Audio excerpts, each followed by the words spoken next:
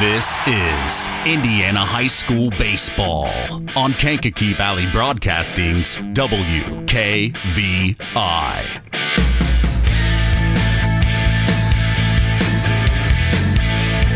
Brought to you in part by Culver's Portside Marina, NEPCO, Crane and Equipment Services, Farm Fertilizers, First Farmers Bank and Trust, Lawrence Farms, Mark's Body Shop in Knox, Zingo Express, Pulaski Memorial Hospital, Stark County Co-op, The Auto Park with locations in LaPorte, Plymouth, and Bremen, Standard Plumbing, Heating, and Air Conditioning, Collins Insurance, Howard's Marathon of Winnemac, and 5 Star. The KVB pregame show with Mitch Columbi is next. It's going back, and it's going to be a home run.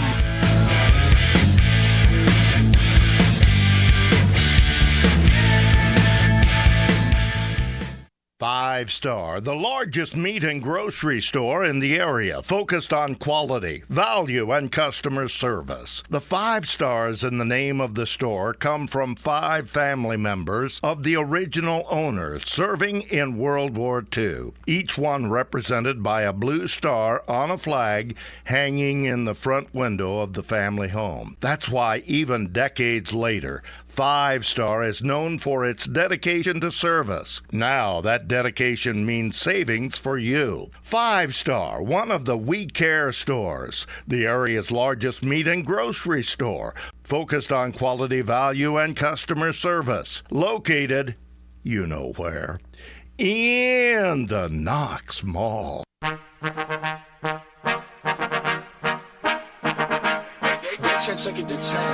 Big time That's the hit, game. and that's going to be a walk-off RBI single. Swung on, chopper to third. Here comes the go-ahead run. It's over the head of the center fielder, and it's a home run. Oh, a my three-run homer.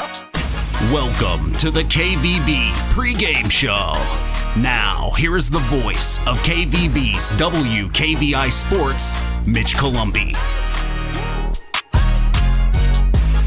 The new era continues here on Kankakee Valley Broadcasting's WKVI. Tonight, the South Central Satellites host their Porter County Conference rival, the Tri-Township Tigers. This is Indiana High School Baseball. With us tonight is our sports analyst, Nathan Origer. Hey, I'm Mitch Columbi. The tradition continues. This is Kankakee Valley Broadcasting's WKVI Sports.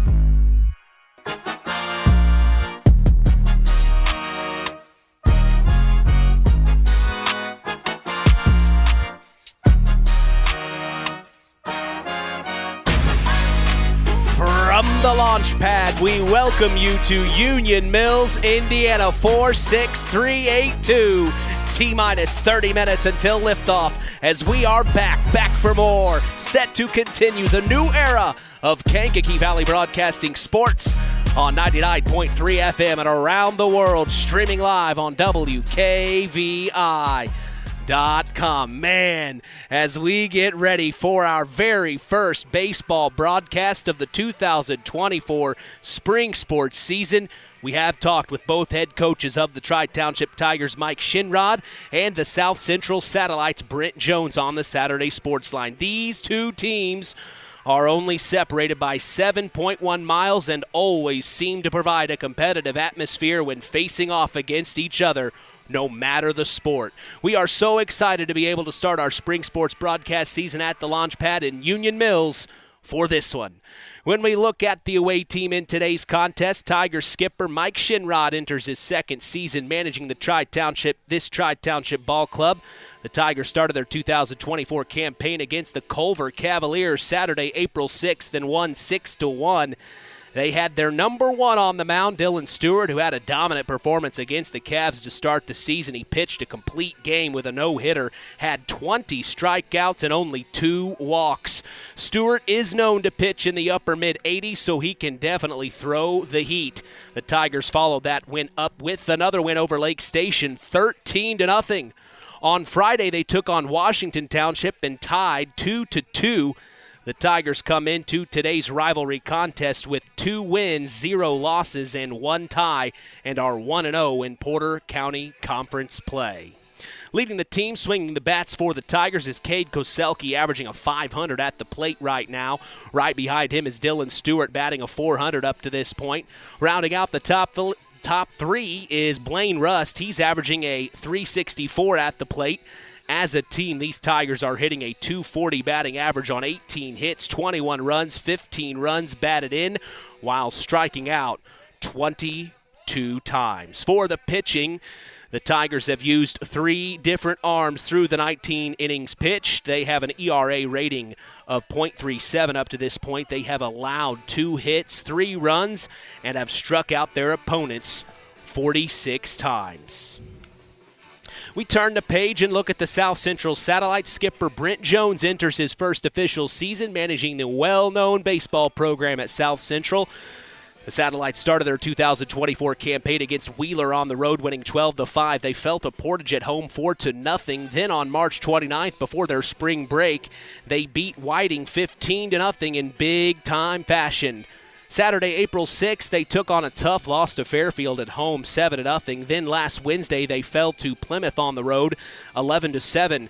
This past Saturday, they lost to New Prairie, 13-5, as the Satellites come into this PCC rivalry matchup at 2-4 on the year. When it comes to hitting, Aaron Hogan leads this team with a .556 batting average, a .556 batting average, and right behind him is Tommy Sullivan hitting right at a .533, and then rounding out the top 3 is Jackson Boss averaging a .421 at the plate. As a whole, this team has a .265 batting average. They have 41 hits, 39 runs, and 28 RBIs on the year. Looking at the pitching for the Satellites, they have used 10 different arms. 10 different arms through the 37 innings pitched. They have an ERA rating of 4.92. They have allowed 29 hits, 40 runs, and have struck out their opponents 46 times. With us tonight, breaking things down and analyzing play on the diamond, we are honored to have sports analyst Nathan Orger back with us again for most of this season. Well, that was a fast year, Nathan. How have things been since last spring? You know what they say down in Winnemac, Mitch? Every day is paradise on the Tippecanoe. Well, hey, it was about a year ago we finished off our spring sports season in this exact spot. Here we are again. It feels normal. It feels like we're picking right back where we left off. It feels like it never ended. In my brain. Is that a good thing or a bad thing? In my brain, there are 2 parts of the year. Baseball season and this giant void, and we are unless you're in Pulaski County, then I'm always churning doing my job. You are busy, and I'll tell you, it's baseball season and the void, we are out of the void, we are out of the darkness, and we are back in the beautiful green diamond. It's just a perfect day for baseball today. Of course, we wanted to get the rivalry in between the Tri-Township Tigers and the South Central Satellites. Another rivalry happening tonight. Also tomorrow are the Knox Redskins and the North Judson San Pierre Blue Jays boys baseball clubs. They face off against each other tonight, I believe, at North Judson San Pierre, and then tomorrow night where we hope to be in Knox to see the Redskins host their historic rival, the North Judson San Pierre Blue Jays. Of course, that's weather permitting right now. We're looking at the weather. Doesn't look good for tomorrow, but today, clear skies and sunny. I know you don't know much about these 2 teams. I just read the stats. It's really this early on in the season. Nathan, what are some messages that you kind of expect to hear this early on in the season from either ball clubs? Well, Tri-Township has not played nearly as many games on the season yet as South Central has, but it looks like they have been pretty dominant. Part-time pitcher, part-time third baseman Dylan Stewart has racked up an on-base percentage of .700, which is absolutely phenomenal. Cade Koselke not far behind him at .600. It looks like interestingly enough, South Central has either taken beatings or absolutely laid out their opponents. Yeah. With maybe 2 exceptions in their 6 games, it's been pretty lopsided one way or the other. And so I think what this game is going to come down to is how much that rivalry brings out the competitive juices for South Central. The way they've played inconsistently with some absolute home run derbies, it looks like, and some tough losses. It's going to come down to how bad they want this game, and they want to hold on to the bragging rights here in the southern part of LaPorte County.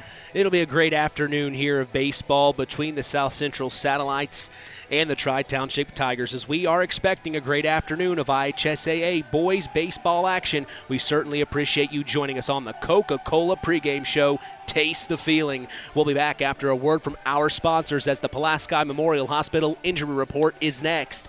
You are listening to Kankakee Valley Broadcasting's WKVI.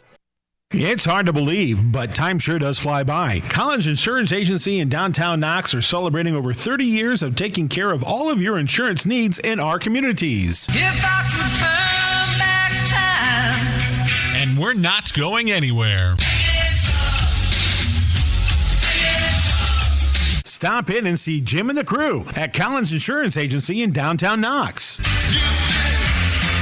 Insurance you can count on from a business you've trusted since 1989. Proud presidential partners of Western Reserve. Who's in? Who's out? It's the Pulaski Memorial Hospital Injury Report with Mitch Columbi. Mitch? Hey, thanks, John.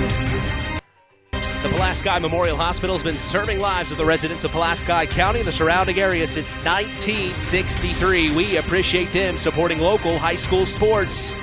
We are lucky to say no injuries to report tonight, as that is your Pulaski Memorial Hospital Injury Report. Stay tuned as we will hear from Mike Shinrod of the Tigers and Brent Jones of the Satellites after the break. That's in the KVB Coaches Corner. You are listening to Kankakee Valley Broadcasting's WKVI. Stay tuned for America's Pastime with Mitch Columbi on Kankakee Valley Broadcasting's WKVI.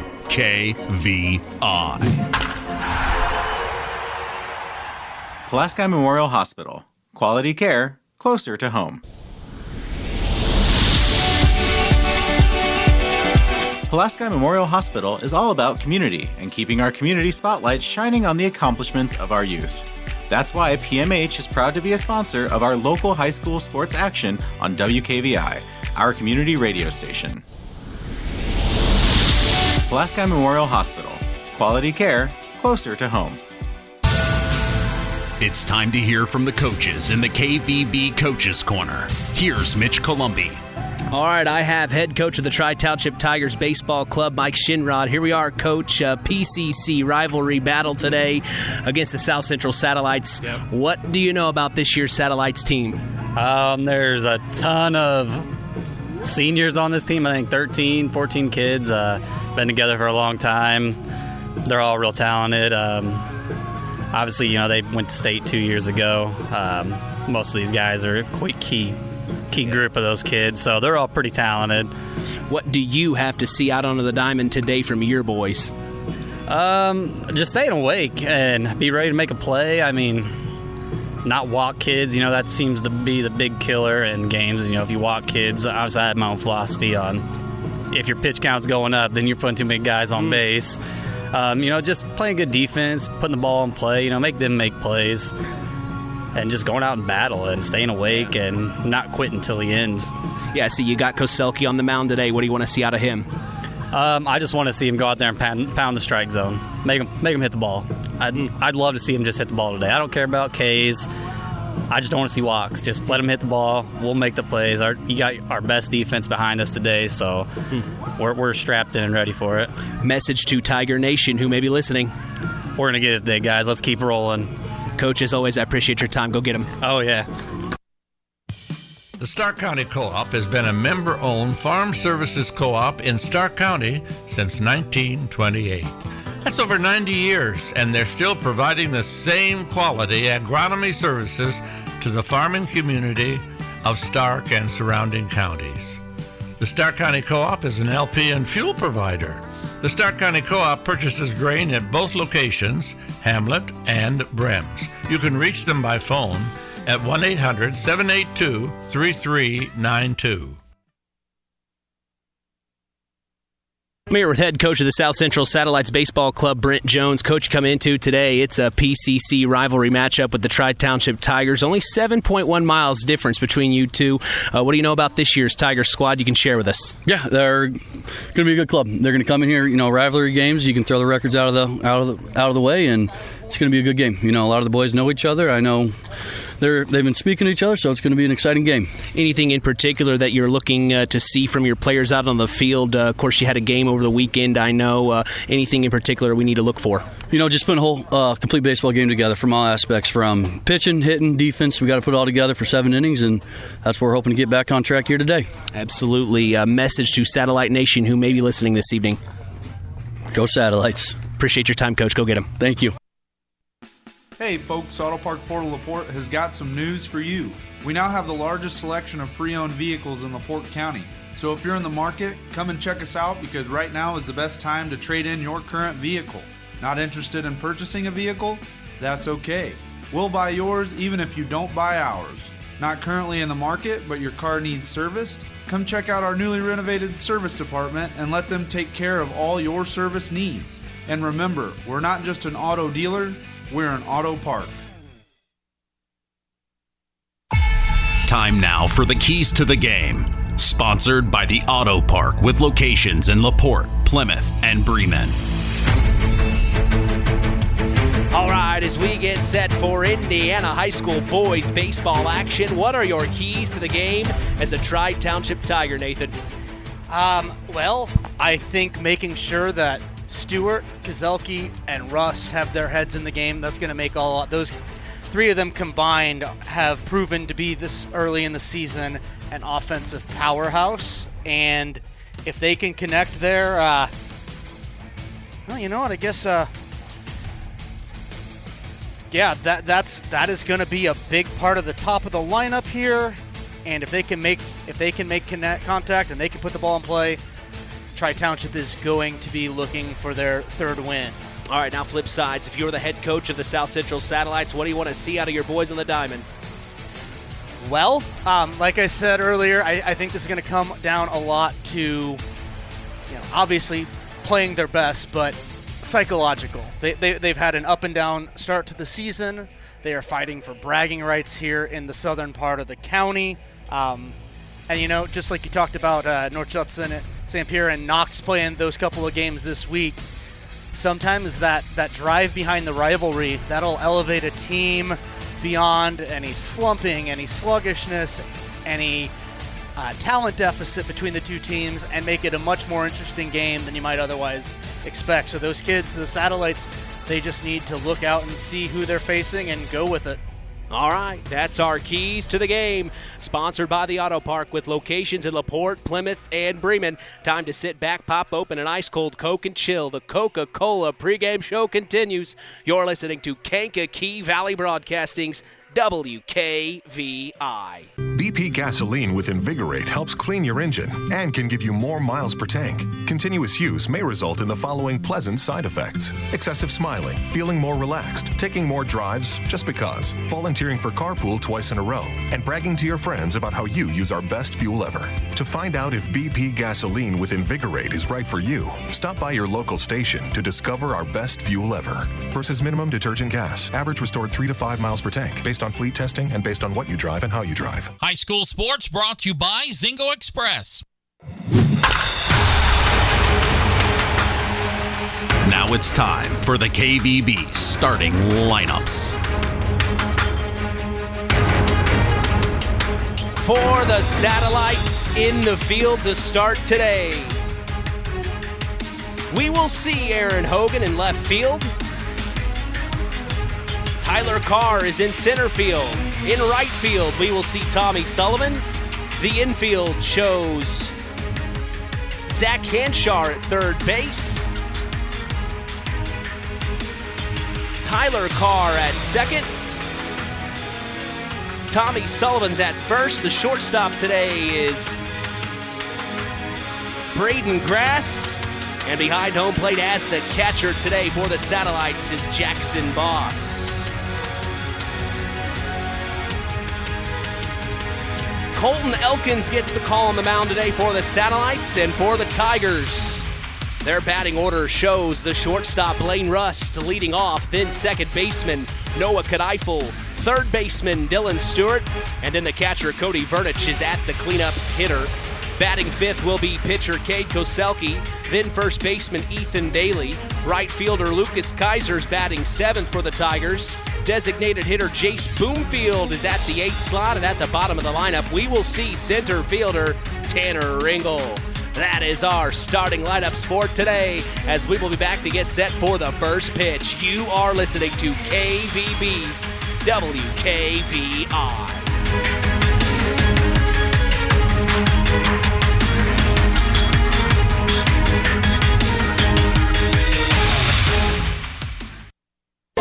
Stay tuned for America's Pastime with Mitch Columbi on Kankakee Valley Broadcasting's WKVI.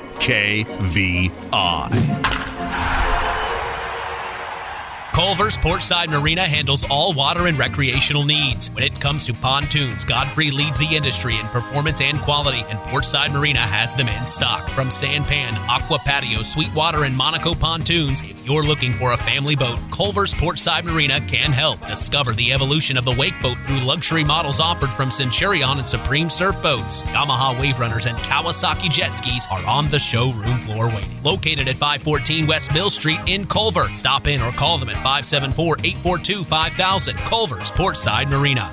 Pulaski Memorial Hospital. Quality care closer to home. Pulaski Memorial Hospital is all about community and keeping our community spotlight shining on the accomplishments of our youth. That's why PMH is proud to be a sponsor of our local high school sports action on WKVI, our community radio station. Pulaski Memorial Hospital. Quality care closer to home. The tradition continues with Mitch Columbi on Kankakee Valley Broadcasting's WKVI. From Union Mills, Indiana, welcome to game number one of our 2024 Spring Sports broadcast schedule to see the South Central Satellites take on the Tri-Township Tigers. I'm Mitch Columbi. The tradition continues here on Kankakee Valley Broadcasting as WKVI will always be there. You can stay up to speed on local high school sports in this area by following us on social media. We are on Instagram at WKVI Sports, on X, formerly Twitter, at KVB Sports, and on Facebook at Sports to the Max for all Kankakee Valley Broadcasting sports content. You can listen to us on your phone. Just go to one of our social media sites I mentioned and tap the link on our page. We are literally in the palm of your hand. Well, we are proud to let you know the public address announcer today at the launch pad is Jimmy Carr. The scoreboard operator and official statistician today is Brooke Boss. Our umpires for this evening are Larry Babcock and Mike Albert. With us tonight, we are honored to have sports analyst Nathan Orger along for the call, as he will be with us for the majority of this season.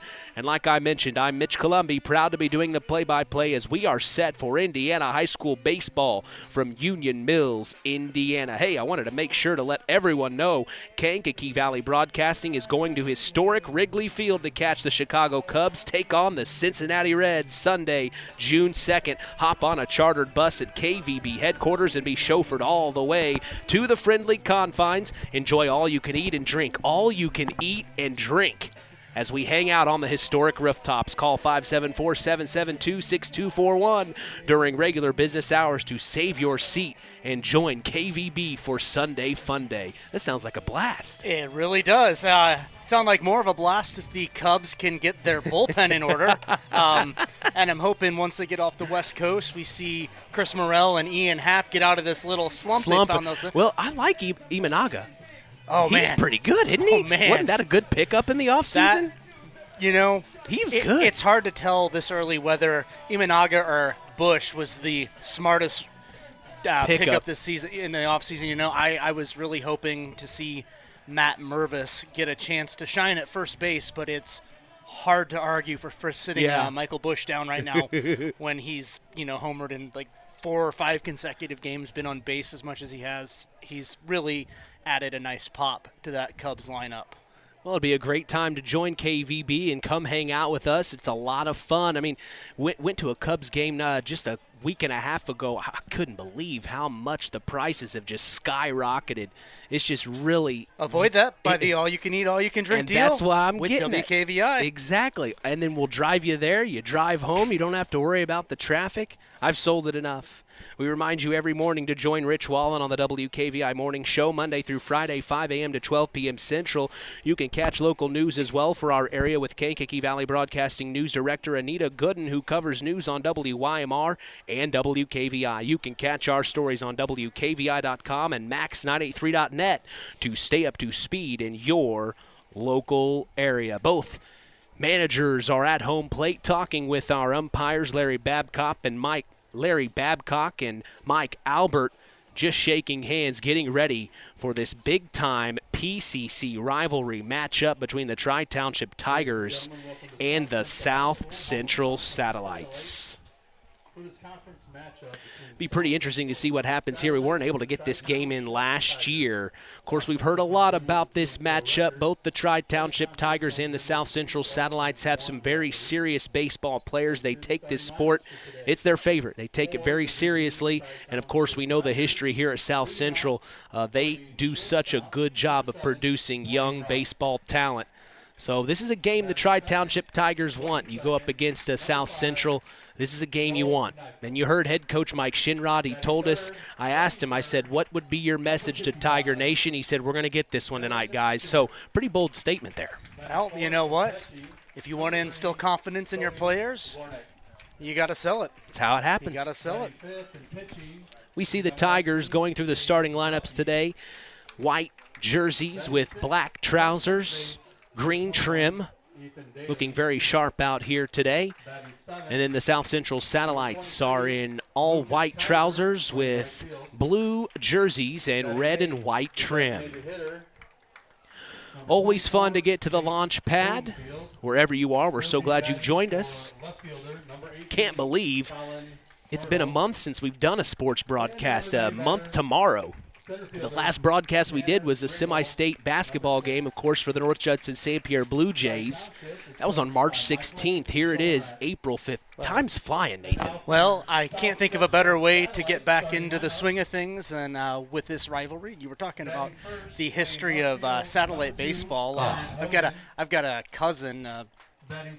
Second cousin once removed, if you want to get technical, who played ball here, who now is the manager and bullpen coach for the Valparaiso University baseball team. He's a junior there. His dad's one of the assistant coaches here. You know, now that you say that, I think I did know that. I didn't know that the connection with you, but I did know that there was a coach from Valparaiso that had ties. I'm from Stark County, so I'm related to everyone I'm not related to. We found that out last year, now that I'm remembering it.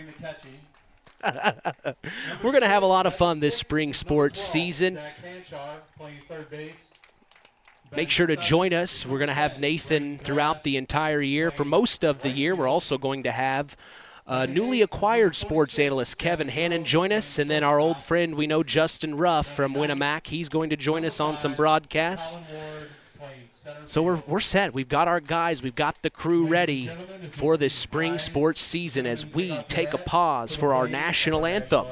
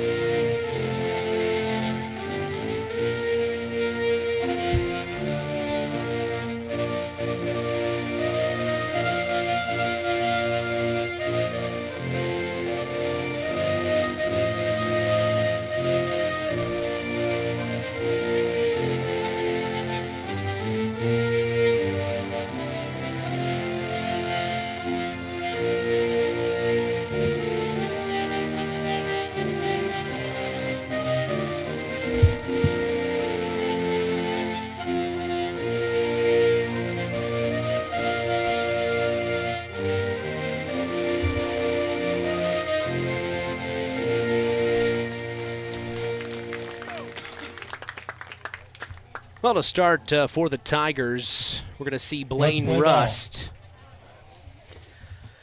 Mitch, I don't know anything that follows up the Star Spangled Banner than 75-degree baseball. It is perfect, isn't it? Absolutely wonderful to see these young men in action, and I think we're going to have a good game ahead of us. I do as well. Blaine Rust comes into today. He is averaging a .364 behind the plate. This will be his 14th plate appearance of the season. He's been able to bring across 4 runs throughout the year. He's had 4 hits, as well as 1 RBI. Good leadoff man in Blaine Rust. Remember him from last year. All-around athlete. Remember him in basketball season as well. Just the Rust family in general, very athletic. His sister, of course, on that fantastic softball team, was one of our Tyler Roth WKVI Athletes of the Week last year. We're going to see her brother step into the batter's box first. And like we talked about for the Satellites on the mound, that is number 33. Colton Elkins, and he is a sophomore. Looks like he has made 1 appearance for 5 innings so far this season. Has not given up any runs, earned runs, or hits. So not a lot of experience on the season yet, but it looks like he has been pretty solid thus far. It'll be a good matchup. It'll be a good matchup with Rust, who, as I mentioned before, has an on-base percentage of a .462. Pretty, not quite keeping up with a couple of his teammates yet, but still a solid on-base percentage for a leadoff man. Kind of what you want to see at the top of your order. No, and he's got quick feet too. You know, once he gets on base, he's a threat. He's definitely a threat. And I've said it before, and I'll say it again, as much as I love seeing the long ball, somebody who can add a couple bases for himself like that. Yeah. You know, that's what I like to see. Yeah, on the season, Rust leads with stolen bases. He has 8 stolen bases on the year. Wow, that is a solid start. So here we go, Blaine Rust. Number 7, Blaine Rust. Facing the sophomore, Colton Elkins.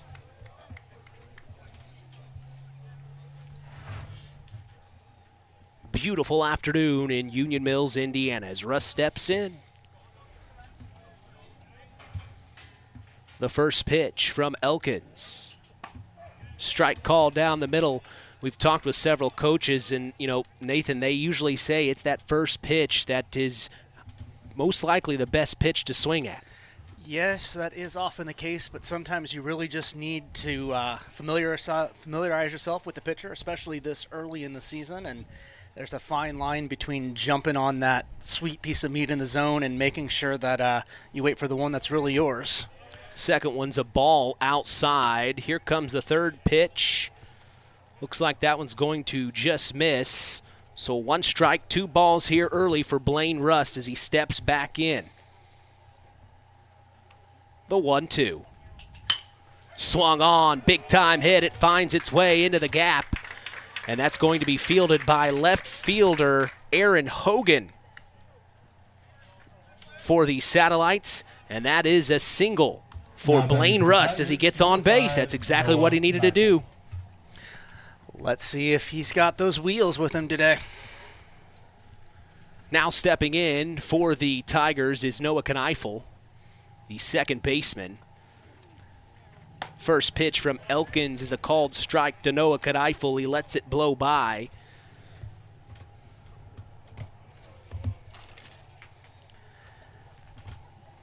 Oh, there goes Rust. Ball outside. He's going to slide in, and he's safe. Read it well, and he advances to 2. That's number 9 on the year for stolen bases, and Mr. Rust is making it happen as the leadoff man for the Tigers. Kneifel steps back in, a 1-1 count here. Showed bunt, strike called as he pulled it, making it 2-2 now. With Rust on second, in scoring position, the Tigers are trying to get something on the board here in the top of the first.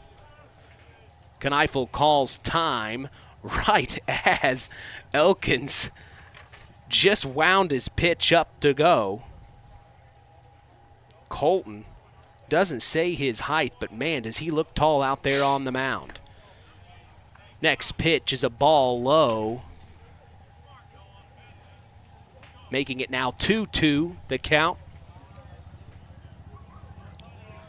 Elkins checks the runner at 2, Rust.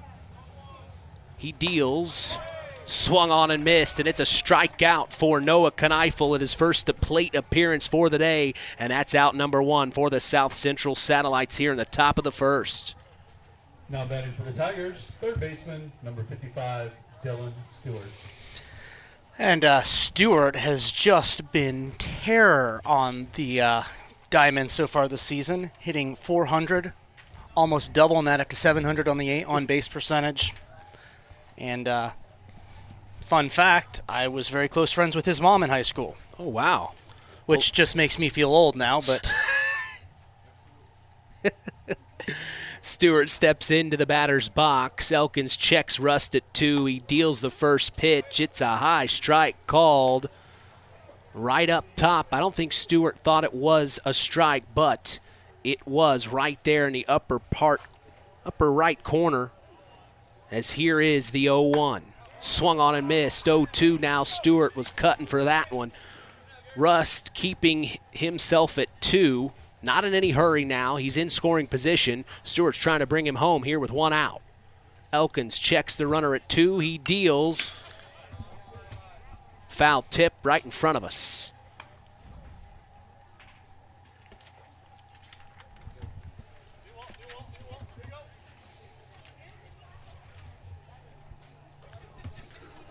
The 0-2. Way high, ball 1, making it 1-2 now the count for Dylan Stewart. Dylan started off the season like we talked with those 20 strikeouts and only 2 walks on the mound. He's at third base today. As the next pitch is a ball up top, evening the count at 2-2. But some videos that were shared with me in the offseason, Nathan, was from head coach Mike Shinrod. Stewart can get, man, he can throw upper mid-80s. The Satellites won't have to see him today, though, as the next offering makes the count full. 3-2 here in the top of the first with a runner in scoring position on second for the Tigers. 1 out. Here comes the full count. Swung on and missed. It's a strikeout for Dylan Stewart, as that is out number 2. And keeping an eye on the pitch count, that was pitch number 16 unofficially I have down right now for Colton Elkins, the sophomore pitcher for the Satellites. And we now see the cleanup hitter for the Tigers step into the batter's box. It's Cody Vernich, the catcher. Swings on the first pitch, high up into the air, back, all the way back, and it's going to be a home run. He wasted no time waving goodbye to that one. Swung on the first pitch. It's exactly what Cody Vernich, the cleanup hitter, wanted. He brings Blaine Rust home, and now here he comes home to make the score 2-0 as the Tigers strike first here in the top of the first. First home run of the year there for us. Well, that is and that is a nice, clean, solid home run to get things rolling with. Well, with 2 outs, the Satellites Number 19, Cade Kozelki. will now take on Cade Kozelki. He'll step into the batter's box. He's pitching for the Tigers here in the bottom of the first. Elkins deals. First one's a strike called lower left corner of the strike zone there. Nice placement by Elkins. Coming right back with the heat. Here comes the next one. Swung on and missed. Strike 2 as he's now ahead in the count. Well, let's see if Kozelki has found his comfort with Elkins and is ready to help himself out a little bit here. The 0-2. Swung on and missed. And that is, certainly felt like he was looking to help himself with that one, but no dice. Out number 3 as we go to the bottom of the first. We're going to take a break here. The Tigers lead 2-0 over the South Central Satellites. You're listening to Kankakee Valley Broadcasting's WKVI. On the way home from the game, a deer jumps in front of your truck. And And now you've got to get that truck repaired. Make it easy on yourself. Take it to Mark's Body Shop. Mark's has done expert auto body service since 1998 and will work with you and your insurance provider for collision repair, custom body paint, and insurance work. And all work guaranteed by owner Mark Schell. Mark's Body Shop, proud to support high school sports. 772-7003. Today's broadcast is brought to you in part by Nepco Crane and Equipment Services, specializing in mobile crane service. Call my good friend Joe Snep at 1-800-590-2272 for all your residential, commercial, and agricultural crane needs. We go to the bottom of the first. Mitch Columbia along with sports analyst Nathan Orger. We're so glad you've joined us. The tradition continues here on KVB's WKVI. Well, not a bad first top of the first there, Nathan. No, that is a fantastic way to get the season rolling for our broadcasts. And let's see if the Satellites are able to return the favor. Yeah, it looks like we're going to see Aaron Hogan step into the batter's box for the Satellites first. Aaron Hogan, a .556 batting average. 4 RBIs on the season already, Yeah, 1 home run. Very good. This will be his 13th plate appearance on the year. And he's the leadoff man for a reason, just like it looks like it looks like he leads the team in stolen bases along with Zach Canshar with 2 on the year. He is 5 for 9 on the season, and the other 3 plate appearances have all been bases on balls. That is like I said, a pretty solid 667 on base percentage. And then you talk about Cade Koselke on the mound is who he will be facing today. You had kind of talked a little bit about Koselke there in the pregame before we got started. Him along with Dylan Stewart have done a very good job for the Tigers when it comes to pitching. But we're going to see Koselke on the mound, the junior, step up and get ready. He's warming up right now, but Aaron Hogan, we definitely remember him in the fall. He broke the record for most touchdowns scored in a game here in the football season. He scored 8 touchdowns, and it was in the first half. So he's quite the athlete, this Aaron Hogan, as he steps into the batter's box, and the first pitch from Cade Koselke is on the way. And it is a called strike. Far corner portion of the plate. Hogan let it go thinking it was a ball, but no, it's a 0-1 count, and here comes Koselke. Same placement as the last one. It's 0-2, and Hogan's behind now. Well, if nothing else, he is consistent behind the plate. Yeah.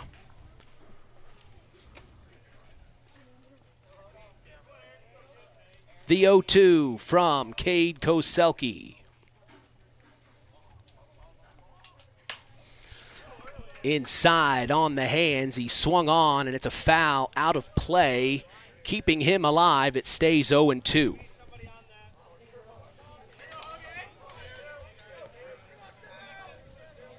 Koselke deals.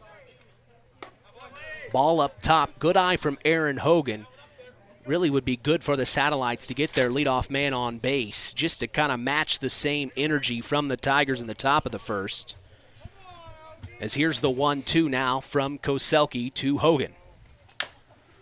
Chopper picked up by Koselke, throws over to first. It's too low and goes by the first baseman. It now means Aaron Hogan is going to turn 2 all the way to 3. Is he going to get a triple out of this? He's going to slide in, and he's called out right as he slides.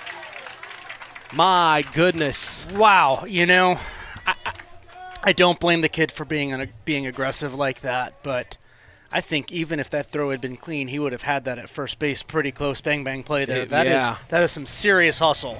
Now batting for the Satellites, number 4. So unfortunate for the Satellites, but that's exactly what the Tigers wanted to have happen there. They did not want to let Aaron Hogan get to 3.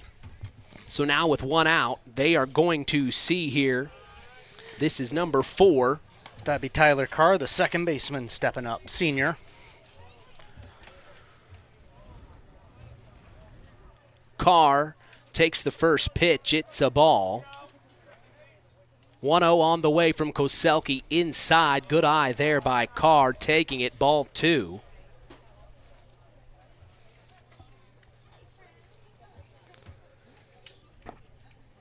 That's one thing. Koselke, he's going right at him. He's not taking too much time. He's coming right at these guys. Oh! And right as I said that, he literally came at Tyler Carr and beamed him, and he's going to get a free base. So that puts Tyler Carr on base with one out here in the bottom of the first. We are now going to see number 8, Tommy Sullivan. Now batting for the Satellites, number 8, Tommy Sullivan. Looks like Sullivan is 8 for 15 on the season, with 3 walks to his name as well. First pitch is a ball called. Good eye there by Sullivan. .611 on base percentage. Another consistent piece of this Satellites team. You know, you look at your record and then you look at the stats and you kind of feel like there's just something that needs to click and they're really going to take off. And the rivalry today might be what they need to do that. 2-0 from Koselke is a ball outside. Now 3-0. Sullivan letting it happen. Doesn't have a problem with letting those blow by. As here is now, and Koselke will step off. Keep an eye on Tyler Carr at first. Now he deals to Sullivan. It's ball 4. He's going to walk him. So after doing a pretty good job, he's now let 2 runners on. Walked one, or no, excuse me. Hit one, walked one. Hit one and walked one here. So now the Satellites, number 32, Billy have a runner in Bird. scoring position, and that's Tyler Carr. And now we see number 32 for the Satellites. It's Billy Bird, the senior. First pitch. Low and outside for ball 1.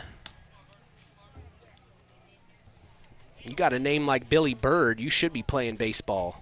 You know, I couldn't quite articulate how I would, but you're exactly right. That is a baseball name. In fact, I think there's been a Billy Bird in baseball. I don't doubt it. Ooh, inside. It gets past the catcher, and that's going to advance the runners. So now the tying run is in scoring position for the South Central Satellites. Tyler Carr on third, Tommy Sullivan on 2. And now here comes the catcher for the Tri-Township Tigers, Cody Vernich, to have a chat with his pitcher, Cade Koselke, along with the pitching coach. Having a little chat here, just trying to calm him down, I assume. Yeah, no runs on the board yet, but it's not been the easiest start for Koselke, and sometimes you just need the comforting words of assistant coach Rick Sanchez to get you back in the groove. Well, with Bird, their designated hitter, right in the cleanup spot, they want to make sure not to let Billy Bird here go off. 2-0's the count from Koselke to Billy Bird. 273 at the plate for him this season so far, as there's the first called strike, making it 2-1. Bird let it go just to see what Koselke would throw. And now he steps back in. The 2-1 from Koselke with 2 on, 1 out. Bottom of the first. He deals. Low and in the dirt. That's ball number 3 now. You sure don't want to load the bases up here if you're the Tigers. No, that is an easy way to let things unravel before they've really started.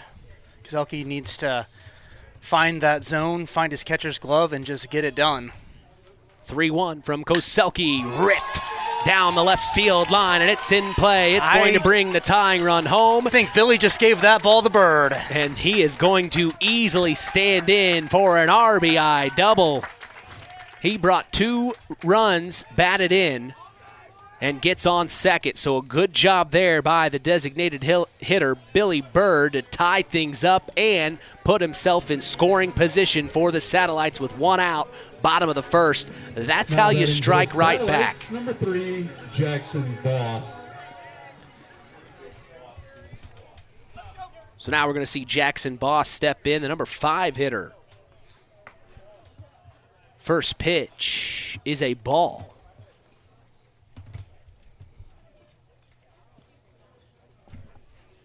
Boss, a senior. Catcher for the Satellites this afternoon. The 1-0 swung on high into the gap. The right fielder had it in his glove, and it goes through. He didn't get it, and now that advances Billy Bird. He's coming home. He is going to get in there. The Tigers tried to get it to Cody Vernich at home plate, but it wasn't in time as Billy Bird gets the go-ahead run to go. It's 3-2 now here in the bottom of the first. And now we're going to see a courtesy runner here, number 15, Callan Curtis, come in for Jackson Boss. Next up for the Satellites, number 12, Zach Hanchar. So Zach Hanchar is going to step in here. Hanchar. Smart running on Boss's part to take that extra base when the ball came into home. He's got a decent lead for himself. He's going to take the first one.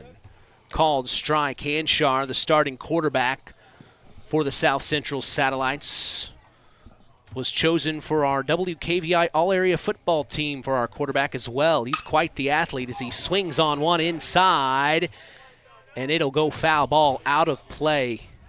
But Zach Hanchar, one of those athletes we've talked about over the last couple of years. He's really been a standout individual for the Satellites in any sport he plays, quite frankly. The 0-2 from Koselke. And that one's over our heads and out of play. Hope it didn't hit your car. That's what insurance is for, right? If you have good insurance. Only the best from my local provider. I could hear my dad now. Well, we'll just pay out of pocket. I don't want my insurance to go up. Well, then what's the point of having insurance, Dad? Well, I think we've all you been legally there. have to have it. Yeah. Still 0-2 to Zach Hanchar. Koselke coming up on his 18th pitch here in the bottom of the first. And that one got away from him, past the catcher, and this advances the courtesy runner, Callan Curtis, to third. So now the Satellites are 90 feet away from punching another point on the board, making it 4-2. Right now it's 3-2, though. Tigers learning this Satellite lineup here right now.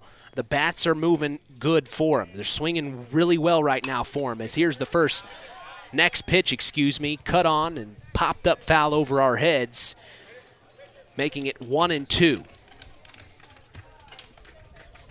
Keeping it 1-2, I should say. 3-2 is the score. The Satellites lead here in the bottom of the first with one out. The 1-2 from Cade Koselke to Zach Hanchar. Low and inside, Hanchar lets it go. Good eye there, evening the count up at 2-2. Today's broadcast is brought to you in part by First Farmers Bank and Trust, providing state-of-the-art banking with old-fashioned service. We thank them for supporting local high school sports. As here's the 2-2 from Koselke. In the dirt outside, makes the count full, and this is not where you want to be if you're Cade Koselke. Had Hanchar. Well, you got to give Hanchar credit, though. He has really fought Koselke to stay in this at bat. Oh, and Koselke has the final say. Koselke got Hanchar to swing and miss for a strikeout for out number 2. Hanchar wanted that one. You could tell. Now batting for the Satellites, number 10, Braden Grass. So now we're going to see Braden Grass, the senior. A lot of seniors on this team here. Step into the batter's box. The number 7 hitter. Swung on the first pitch. It's high back to left field. And it is right at the fence. The left fielder tried to make a play. It's going to be a home run. And the left fielder may be injured as well. He ran right into the fence, but it's a big-time homer for number 10, Braden Grass, the right fielder. It does look like McCardle is getting up. So, yeah, he is going to get up. He tried to make a play on it all the way back to the warning track. And now he takes another seat. He really got the wind knocked out of him here. Give the kid credit for giving 110%, trying to reel that one in, but the fence just won't let you do it sometimes. You see the trainer along with the umpire and head coach Mike Shinrod going out there to check on him, but that makes the score now 4-2. The South Central Satellites take the lead here in the bottom of the first. I have a feeling this game may go down to the wire here today, Nathan. I think you're right, Mitch. These two teams are going to go at each other. You can kind of feel it. It's all about that rivalry. It is all about those bragging rights. Conference, rural part of the county, you know. We also are keeping our eye on another rivalry game going on tonight. The Knox Redskins are taking on the North Judson St. Pierre Blue Jays boys baseball team. At the bottom of the first, the Redskins lead the Blue Jays 1-0. We hope to see the North Judson St. Pierre Blue Jays and the Knox Redskins tomorrow, weather permitting. I'm looking at the weather forecast for tomorrow. It's not looking good as of right now, but we'll keep our fingers crossed and hopes we can get that game in. They're still tending to left fielder Colin McCardle. He really must have got the wind knocked out of him. Yeah, he like I said, he really put everything he had into that one. Saw a couple of the Tigers trot out there to probably see if he was okay themselves. As today's game is brought to you in part by Howard's Marathon of Winnemac, serving Pulaski County for 44 years. Call 574-946-6894 and ask for Howard or Dean. We certainly thank them for supporting local high school sports and being part of this wonderful tradition. Tonight's game is also sponsored in part by McGrath Refrigeration, a family-owned business since 1967, and your local Armstrong Air Dealer. Call them for all your heating and cooling needs at 574-772-3575. McGrath Refrigeration, where the temperature is always just right. You can hear the applause. McCardle is going to get up under his own power and walk off the field. It looks like they're going to have number 24, Chase Boomfield, who was originally the designated hitter for Colin McCardle. He will now step into that slot and be the left fielder. Chase Boomfield, now the left fielder for the Tri-Township Tigers, as Colin McCardle is going to get checked out here in the dugout. Oh, man, you hate to see this period, but you really hate to see it before the kid even gets to see a whole lot of action. One crash and boom. It's tough. Well, we've had an opportunity to see 2 home runs today, and my apologies, the score is actually 5-2 now. 5-2, not 4-2. The Satellites really turning it on here in the bottom of the first. They brought 5 runs across to the Tigers 2 here in this first inning. This lineup for the Satellites, it is senior heavy. That is for sure. It really is. I mean, that's mostly what you see is junior, mostly seniors and a few juniors. You like to see that you like to see that sort of leadership, that sort of tenure, the skills the kids have developed, but it makes you wonder what next season's going to look like when there's only 1 freshman and 1 sophomore, respectively, on that roster. So here we go. The number 8 hitter stepping into the box for the Satellites. It's number 46, Gavin Gross, another senior, as he lets the first pitch hit the dirt for ball 1 from Cade Koselke.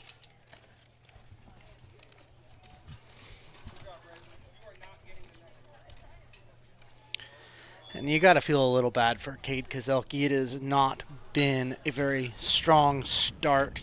Not what he wanted, probably. Getting rocked, seeing his left fielder get rocked. It can be a mental issue here. Yep. A mental battle as the next pitch to Gross is a called strike, evening it at 1-1. And the next pitch right away, tip foul to the fence, making it 1-2 now. Gavin, the shortstop, here in this number 8 slot in the batting lineup for the Satellites. As here's the 1-2. Little chin music. And I think that's where you have coaches say at that point, just take it. Get on base.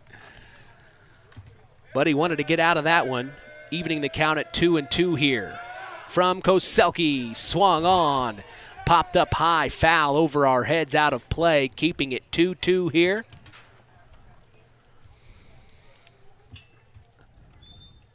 Just noticed an old friend of ours here, Buzz Schoaf's in the house. It's good to see you, Buzz. Head coach of the football team here at South Central, cheering on the Satellites. Here's the 2-2. Swung on and popped out of play. Foul ball again. We've got a battle here between Gavin Gross and Cade Koselke.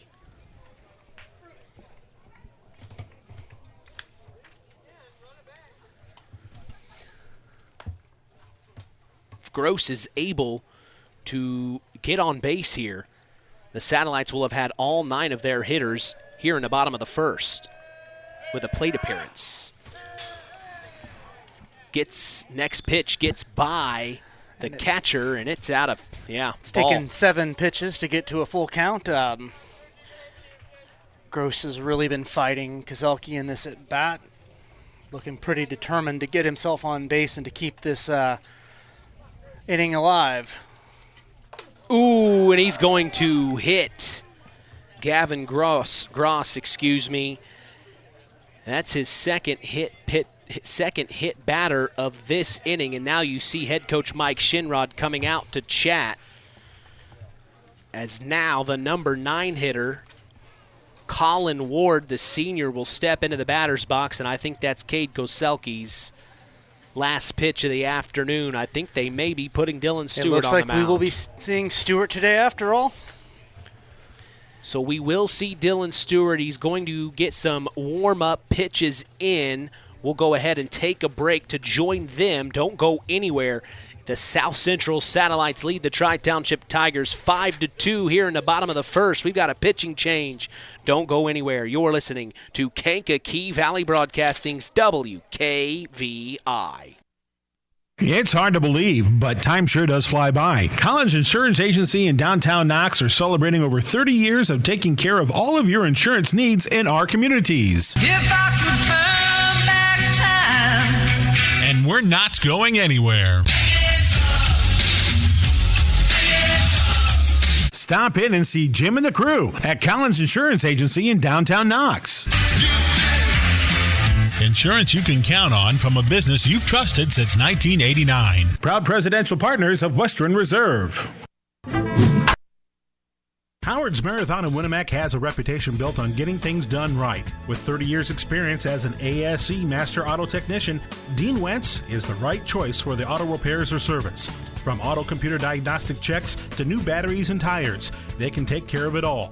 Howard's Marathon is a proud supporter of area high school sports and wishes all teams a great season. Howard's Marathon, 121 South Monticello Street in Winnemac. Call 574-946-6894.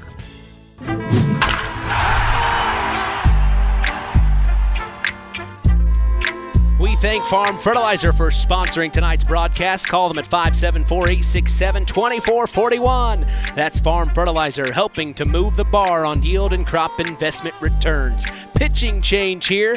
We thought it was going to be Dylan Stewart. It's Blaine Rust on the mound warming up for the Tigers. As Cade Koselke's day comes to an end, they move Dylan Stewart to shortstop, Cade Koselke to third, and that brings Blaine Rust up to the mound. To see the number 9 hitter for the South Central Satellites, it's going to be Colin Ward, another senior on this South Central Satellite team. Colin Ward, we know him from the basketball season. Quite the athlete. They've got a lot of athletes here at South Central. Let's just make no mistake about that. They really, really do. As he is going to step up and see Blaine Rust. Of course, we remember Blaine Rust from last year. We did a baseball game there at Tri-Township at their beautiful baseball field. Looks like Rust is 1-0 on the season. He's got one of Tri-Township's wins. No earned runs, no runs, only 2 walks, 9 strikeouts. Ooh, and he throws over to first to check, keep an eye on the runner. It gets by the first baseman, unfortunately, Ethan Daly, and that advances the runner, number 46, Gavin Gross, to second. So now another run in scoring position for the South Central Satellites here in the bottom of the first. Unfortunate error there. Yeah. Not a great way to try to change the tone for the Tigers. That has not kept Rust from keeping an eye on he the checked runner, him though. Twice. Still hasn't thrown a pitch yet as Colin Ward steps back in. Rust keeps an eye on the runner at 2. He's going to deal the first pitch. It's up high, ball 1.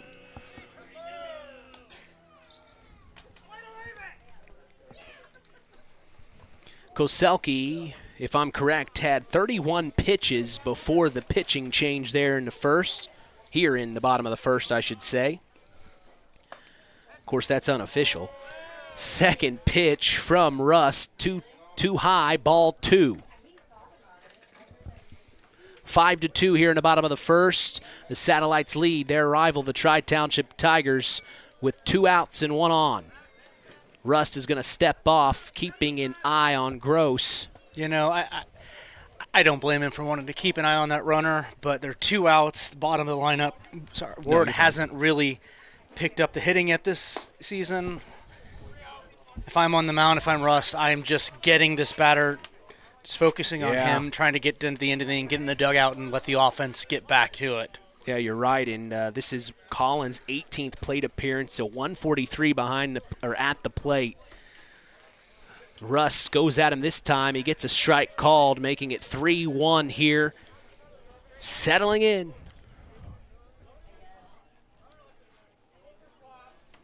Trying to get this last out to get to the top of the second here. Rust, the 3-1. And that is ball 4.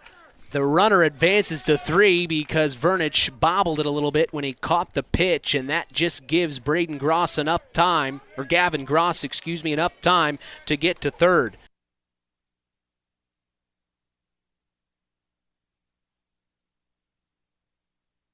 So Gross gets to third. Runners on the corners for the Satellites here with 2 out. And we are back to the top of the order. Big hit by Aaron Hogan into the gap. It brings 1 runner home, and it advances the runner at first to third. Oh, my gosh, he's going to get all the way home. So from first to home, Aaron Hogan gets 2 runs batted in for an RBI single. 7-2 is now the score for the Satellites. Number 4, Tyler Carr. So now Tyler Carr steps in for his second plate appearance of the afternoon. He hit by pitch earlier in the inning and eventually scored courtesy of Billy Bird. Rust checks the runner at first. Deals to Carr. Up there he top, goes. Ball, and there goes Aaron Hogan. No throw. He steals another base. Second of the afternoon, I believe. No. Hogan tried to steal 2 on that. Oh, and he didn't get it. Yeah. That's right. 2-0 the count. Next pitch to Carr. Lee lets it go for ball number 3 now. So 3 balls, no strikes with 2 outs, 1 in scoring position yet again for the Satellites as they lead 7-2 here in the bottom of the first. Rust is trying to get the Tigers out of this inning. They need it. Oh, man, and he is going to walk Tyler Carr, unfortunately. So now 2 are on. And here comes Tommy Sullivan, who took a walk earlier in the inning and also scored courtesy of Billy Bird. Now batting for the Satellites, number 8, Tommy Sullivan. Sullivan steps in. Rust delivers. Ball called upper right corner. Close one there, trying to graze that upper part of the plate. But Sullivan lets it go by. The 1-0 from Russ to Sullivan. Outside for ball number 2. He's behind the count now, and Sullivan is fine with it. Nice little showing here from Satellite Nation as well as Tiger Nation. Beautiful day to watch some baseball. Next pitch outside, ball called. It gets by Vernich, and that advances the runners. So now 2 in scoring position for the Satellites. Hogan at third, and Tyler Carr at second with Sullivan in the box.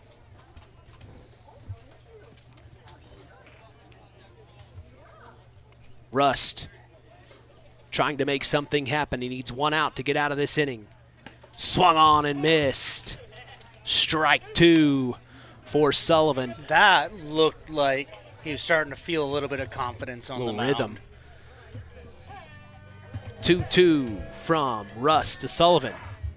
Swung on, popped up high, out of play. Foul ball, keeping it 2-2 here.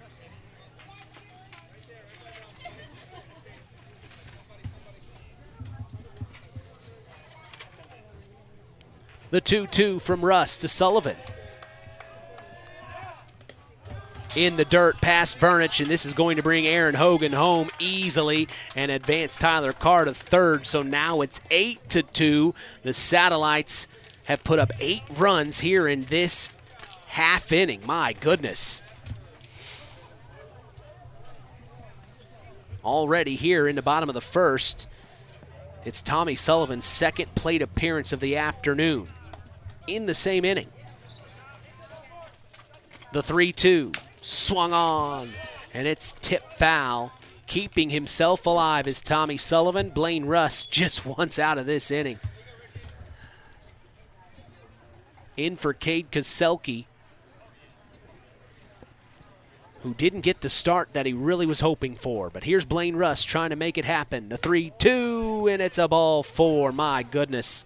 So Sullivan will be walked. He gets to first. Runners on the corners again for the Satellites, and here he comes.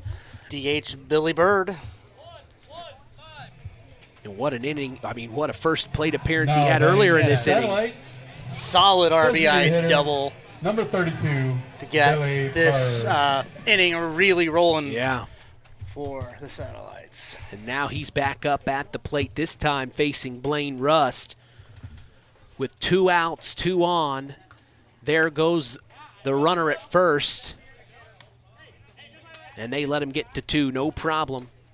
So Sullivan on second, Tyler Carr on third. 2 runners in scoring position for the South Central Satellites. And Billy Bird steps into the box with 1 ball and 0 strikes. The 1-0 from Rust. Nice breaking ball gets in there. Evening the count at 1-1 now. 2 on, 2 out, bottom of the first. Russ needs this. The 1-1. Swung on and missed. Bird wanted that one. He shakes his head. He did. Wasn't very happy he didn't get a piece of it, but he wanted it. Now, Russ placed that just a hair above the chest, just high enough to still make it tasty, but a little bit of a challenge. Next one's high. Up to center field, over the head of the right fielder. That's going to bring both runners in, and Bird is going to stand in with a double, an RBI double. He brought in 2 runs here. Now it is, my goodness, 11-2 is the score now here in the bottom of the first. The South Central Satellites are having their way this afternoon. Yep. Next up for the Satellites, number 3, Jackson Boss. So now Jackson Boss steps in for his second plate appearance. I took one to right field first time around and came home courtesy of that Braden Gross home run to left field. Rust, unofficially, I have him up to 20 pitches already in relief for Cade Koselke here.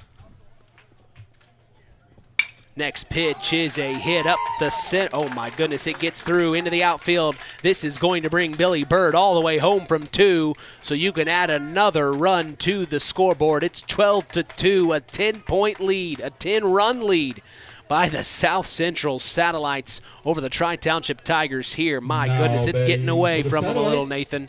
Yeah, this is, I expected to see a competitive game, but South Central has really come out swinging. And like I said, their season so far, they have either been on the giving end or the receiving end of some pretty substantial run differentials, and looks like tonight they are trying to stay on the favorable side of that. We are seeing Zach Canshar in the batter's box for the second time this inning and this evening as he pops one up high to the right fielder, and the Tigers finally get out of the inning. That's the third out. 12-2 is the score as the South Central Satellites lead the Tri-Township Tigers. We're going to take a break and come back. Top of the second is coming your way. You're listening to Kankakee Valley Broadcasting's WKVI. When you grow up on the land, you have an appreciation for it. When you grow up and work on a family farm, on land that is shared by members of a family, all working together as a team, that appreciation grows even more. They know what it's like to work as a team to get the job done. At Lawrence Farms of Knox, Todd and Josh Lawrence and family support the local high school teams and wish them success all through the season.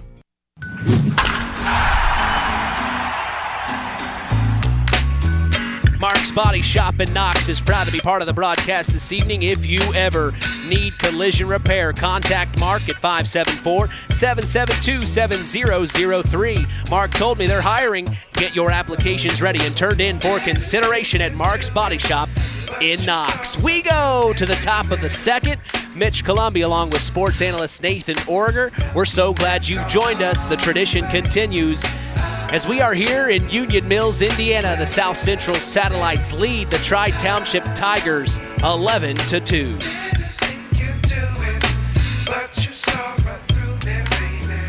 Well, I think one thing's for certain, Nathan. The bats are going to have to be on point here in the top of the second for the Tigers. They want to probably show a little bit of little fight here in this one.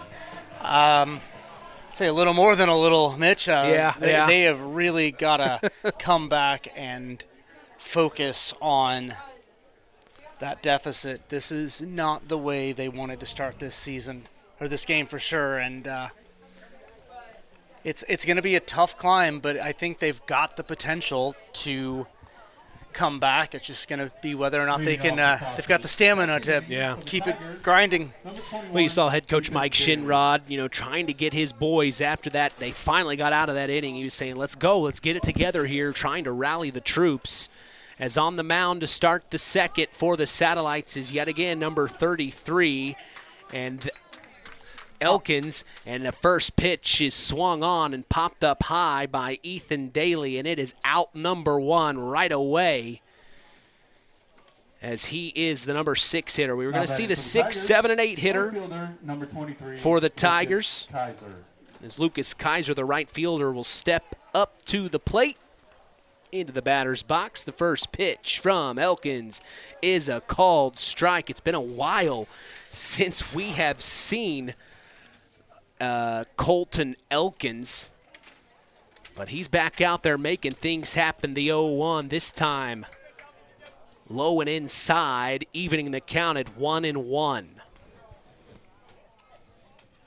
Elkins probably feeling pretty good about where things are right now for him.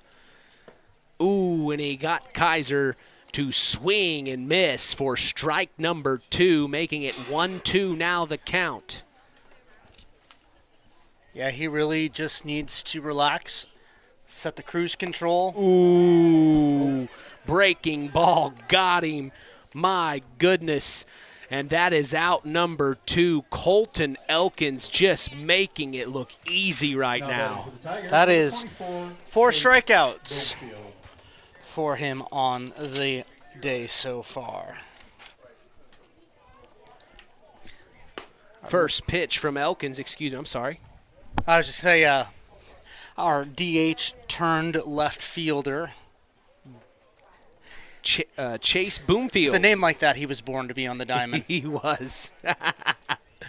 As he takes the next pitch, ball called. So now the count is 3-0.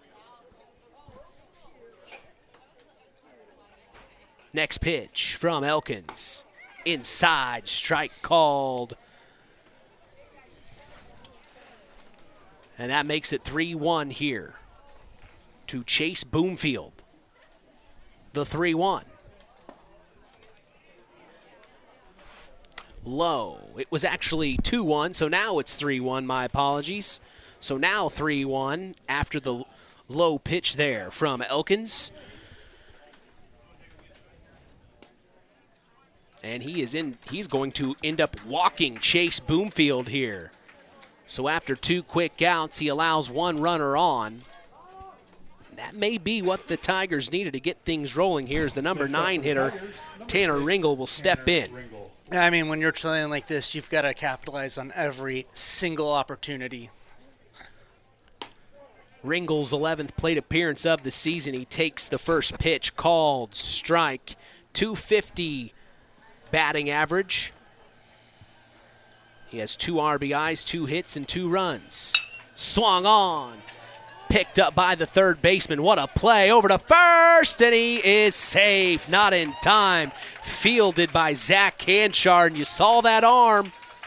We haven't seen it since the fall. He zipped it over there on a frozen rope. He almost got the out, but not in time as Ringel gets on base, and now the Tigers have 2 on here in the top of the first with 2 outs.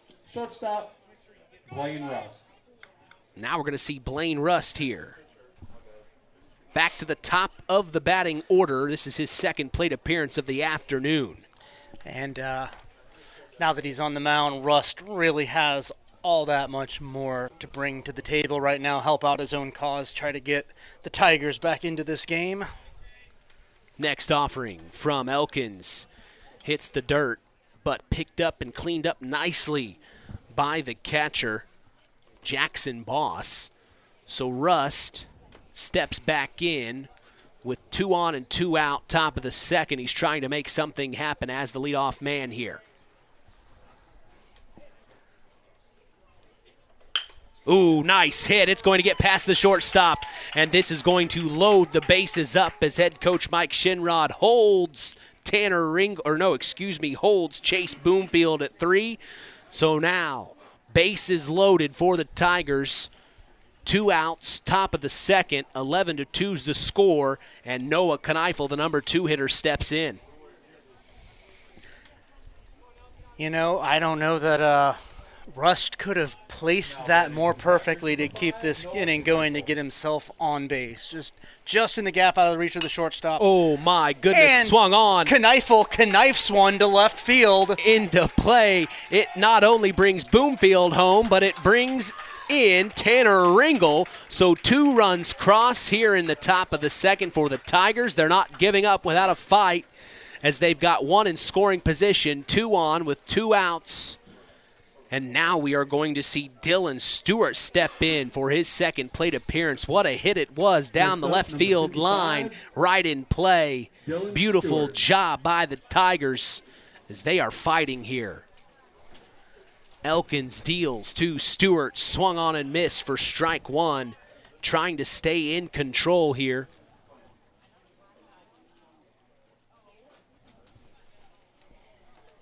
Stewart struck out his first time at the plate, but has been an offensive leader to start this season for the Tigers.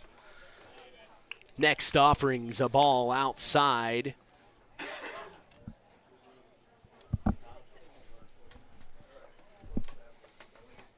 Next offering from Elkins. Swung on and missed for strike 2 from Dylan Stewart here. And it looks like Jackson Boss, the catcher, is going to have a word with his pitcher, Colton Elkins, As we have a score update from our other rivalry matchup happening in the area tonight, the Knox Redskins and the North Judson St. Pierre Blue Jays boys baseball clubs. At the top of the third, it is tied 2-2. Looking like a good game there. Sounds like it. The 1-2 from Elkins. Chopper to third. Zach Hanshar throws to first, and he gets it in time for out number 3. He thought about tagging the runner to third, but no. He said, I'm going to just rip this over to first for out number 3. But the Tigers get 2 runs to cross. It's 11-4 as we take a break and come back for the bottom of the second. Coming your way for Mitch Columby and Nathan Orger, you're listening to Kankakee Valley Broadcasting's WKVI. At First Farmers Bank and Trust, agriculture has been a cornerstone of our business for more than 135 years. Our personal relationships within the ag community run deep for multiple generations. If you're looking for a financial partner that knows, understands, and supports agriculture, I'd love to hear from you. I'm Isaac Blue, ag banker at First Farmers. Come into our Knox, North Judson, or Culver branches, or visit us online at ffbt.com when you're ready to talk about growing your operation. First Farmers Bank and Trust, member FDIC, equal opportunity lender.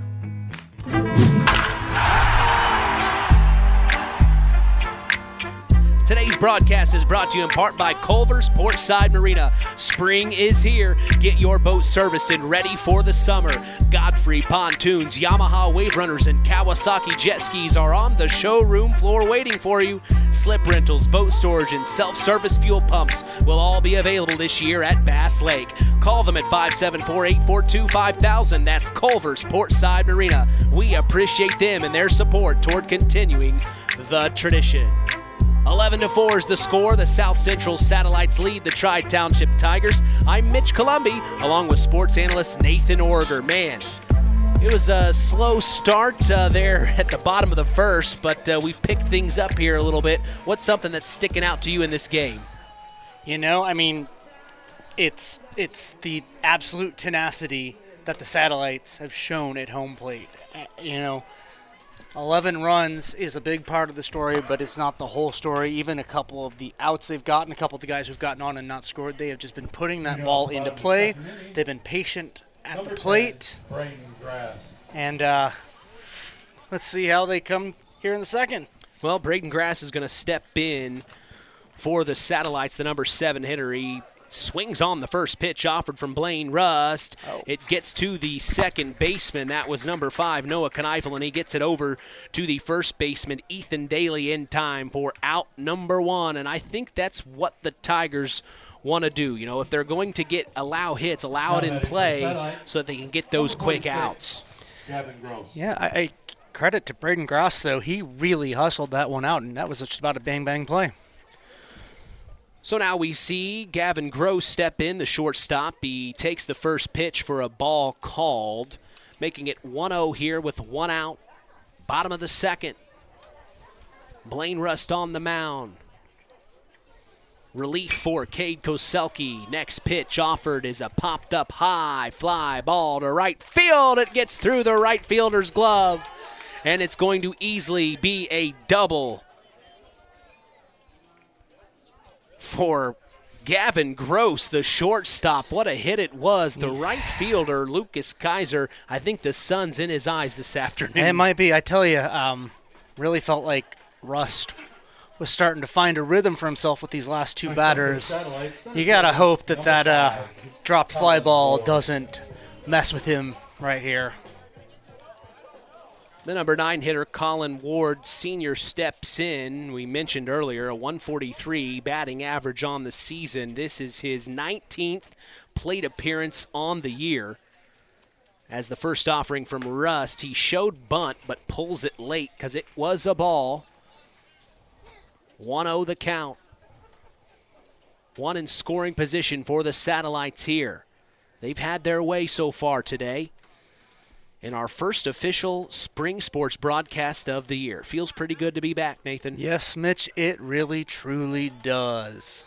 Next pitch from Rust, a ball outside, making it 2-0. Russ trying to go at him right now. It almost makes you wonder, you're probably not preparing to pitch today. You assume you're going to be on third base, and then things don't go well. You are then pulled up to the mound, and you're trying to rewire your brain, I'm guessing, to think, okay, now I'm pitching. Here's what I need to do today.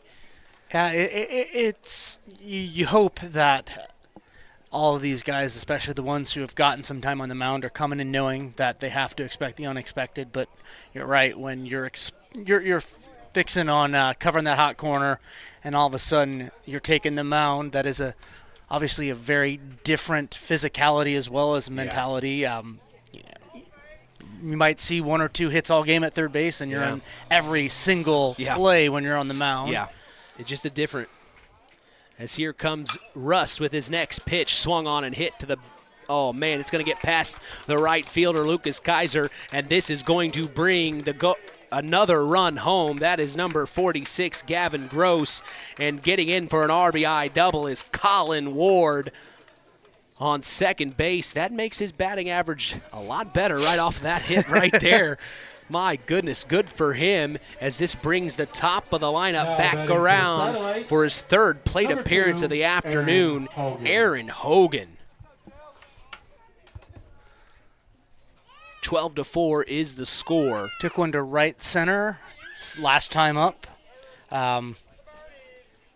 After that wild leadoff play where he tried to stretch an infield error into a triple. Well, he comes in today with a .556 batting average. Ooh.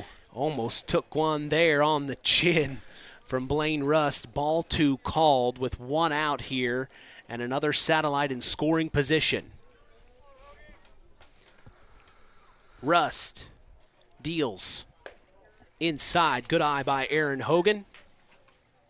Had a chance to talk with Aaron in the fall. Of course, he was one of our Tyler Roth WKVI Athletes of the Week. Set the record, like I mentioned earlier, with most touchdowns scored in a game. He did it in the first half. Really quite the athlete. As there's the next pitch, a ball up top, as he's going to walk Aaron Hogan. And now 2 runners are on for the Satellites here in the bottom of the second. Now batting for the Satellites, second baseman, it's Tyler Carr. Carr's been very patient today. Hit by pitch on the third pitch of the at-bat and the first time to the plate. And he walked on 4 straight pitches in his second at-bat. And he took advantage of both of those free passes to make it around the base paths and put 2 on the board for the Satellites. 1-0 from Russ to Carr. Up top, ball called.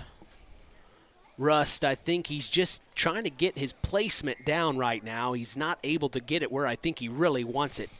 The kid's got to be a little shaken by the way things have gone. You know, like I said, he was looked like he was finally finding a rhythm at the beginning of this inning, and hit by pitch doesn't help with that. Now, I don't know if Carr has been hit today. No, he first at bat. That's what I thought. So that's the second pitch that Carr has been beamed on today, this afternoon, and I think that's going to be it for Blaine Rust. And it looks like we'll see who the pitching change will be for, but Rust had 22 when he relieved Koselke in the bottom of the first. He had 15 pitches here in the second. And it looks like they are going to bring in here relief pitcher number 5, Noah Kneifel at second base, and they will move Blaine Rust to second. So now we'll see Kneifel on the mound for the Tigers. Number 5, Noah Kneifel. First time we'll see Kneifel this season. First time they've used Kneifel this season. They've gone with Cody Vernich, Blaine Rust, and Dylan Stewart. I think they are definitely wanting to keep Stewart from pitching today if they can help it, it looks like. Kind of seems like that. The way the game continues, that they may not have much of an option. Yeah. As this is the first time this season the Tigers have Noah Kneifel on the mound. Webb Printing and JT Shirt Shack in Winamac is proud to be part of the broadcast this evening. Webb Printing and JT Shirt Shack provides all your printing, screen printing, apparel, and embroidery needs. Call 574-946-3551 and ask for Tina if you want to look cool like the KVB crew. We appreciate them and their support toward helping continue the tradition. Always ask for Tina. You don't want to have to deal with Billy Webb himself.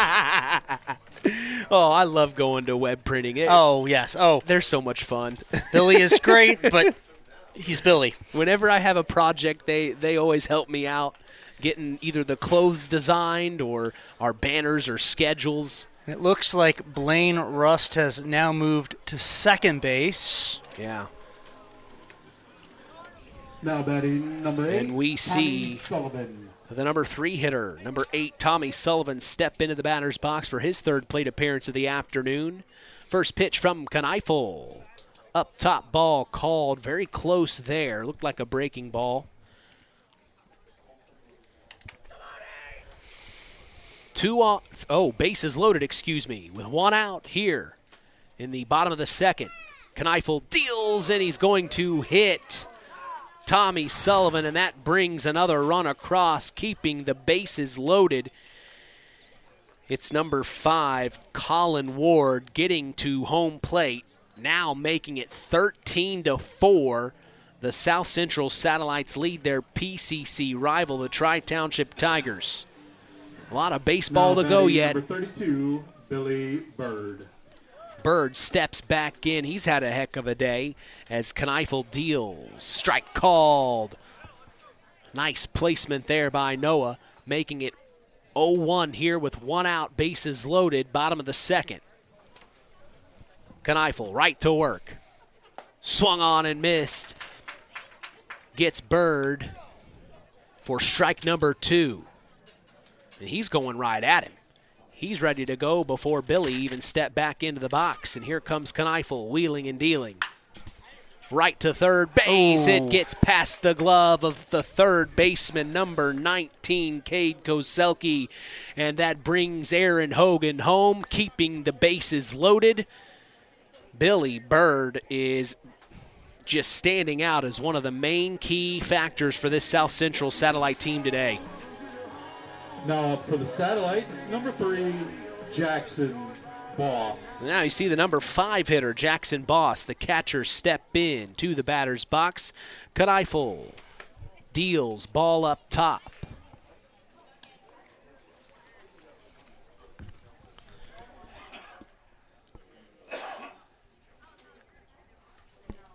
Next pitch from Kneifel. Right to Cade Koselke. He fields it this time. Gets it to second in time for out number 2, but it brings another run home. They get the advancing runner to 2, so now it will be runners in the corners, and I believe they're going to have a courtesy runner here for Jackson Boss. It's number 15, Zach Hanshar. Or Callan Curtis, excuse me. Thank you. Callan Curtis will courtesy run for Jackson Boss. And now stepping in is Zach Hanshar. There he is. Low and away in the dirt. They're going to let Callan Curtis advance to 2. So now 2 runners in scoring position for the Satellites. They are trying to put this one away early. Hanshar steps back in. Kneifel deals, swung on and missed for strike number 1. And Hanshar is the 9th batter of this inning. Popped up high in play. Could be out number 3. Dylan Stewart's under it, and he has it. And that is the bottom of the second, out number 3. The Satellites get some runs across, though. 15-4 is the score as they lead over the Tri-Township Tigers. We're going to take a break and come back. Third inning action is coming your way. You're listening to Kankakee Valley Broadcasting's WKVI. Howard's Marathon in Winamac has a reputation built on getting things done right. With 30 years experience as an ASE Master Auto Technician, Dean Wentz is the right choice for the auto repairs or service. From auto computer diagnostic checks to new batteries and tires, they can take care of it all. Howard's Marathon is a proud supporter of area high school sports and wishes all teams a great season. Howard's Marathon, 121 South Monticello Street in Winamac. Call 574-946-6894.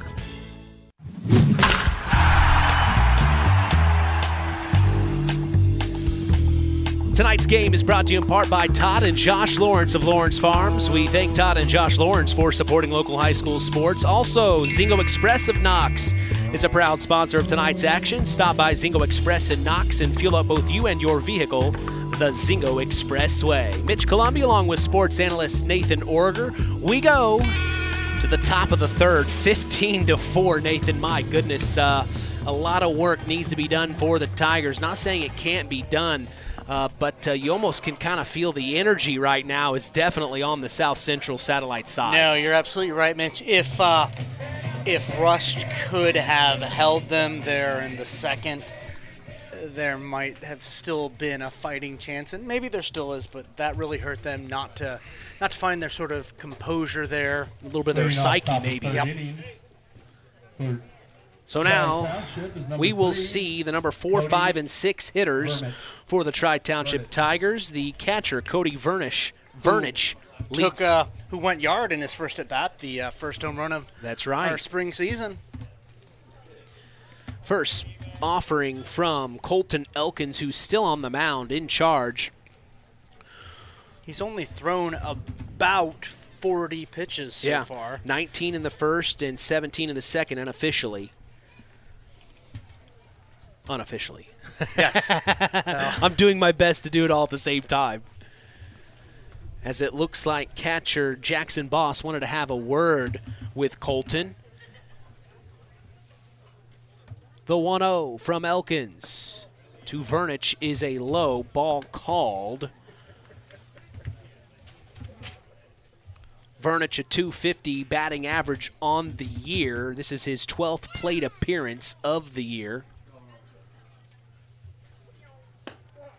Ooh, strike called, lower left-hand corner of the strike zone, dots that corner. 2-1 the count from Elkins to Vernich. Strike called. He's getting the placement now. Evens the count at 2-2. Here in the third, Elkins swung on and missed. Strike number 3, and he sends Vernich to the dugout for out number 1. That was a nice pitch. By my count, that's 5 strikeouts on the day for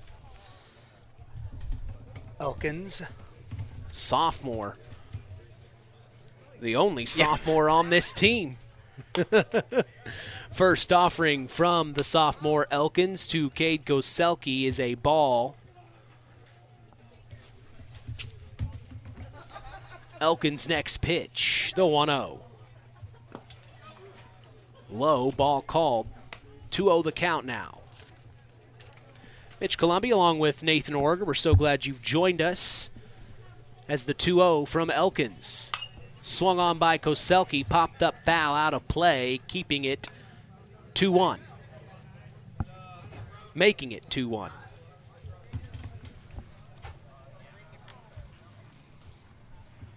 Elkins deals. Popped up foul again out of play. That was just about the exact same place as the previous foul ball. 2-2 the count here.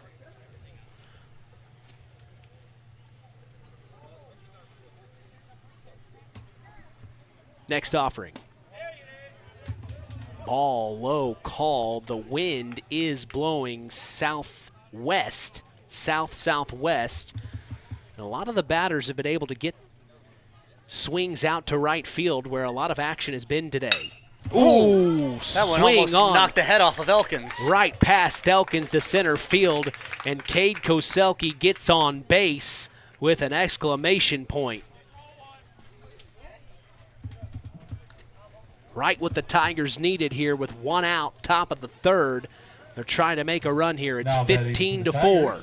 Number 21, Ethan Daly. Daly steps in now for his, I believe, second plate appearance. He popped out to second. His previous at bat. Elkins checks Koselke at 1. He slides in and makes Mom's job that much harder for the laundry. Safe, though. Mom knew what she was getting into when she let her kid play in baseball. Again. Might want to get the tide out tonight, Mom.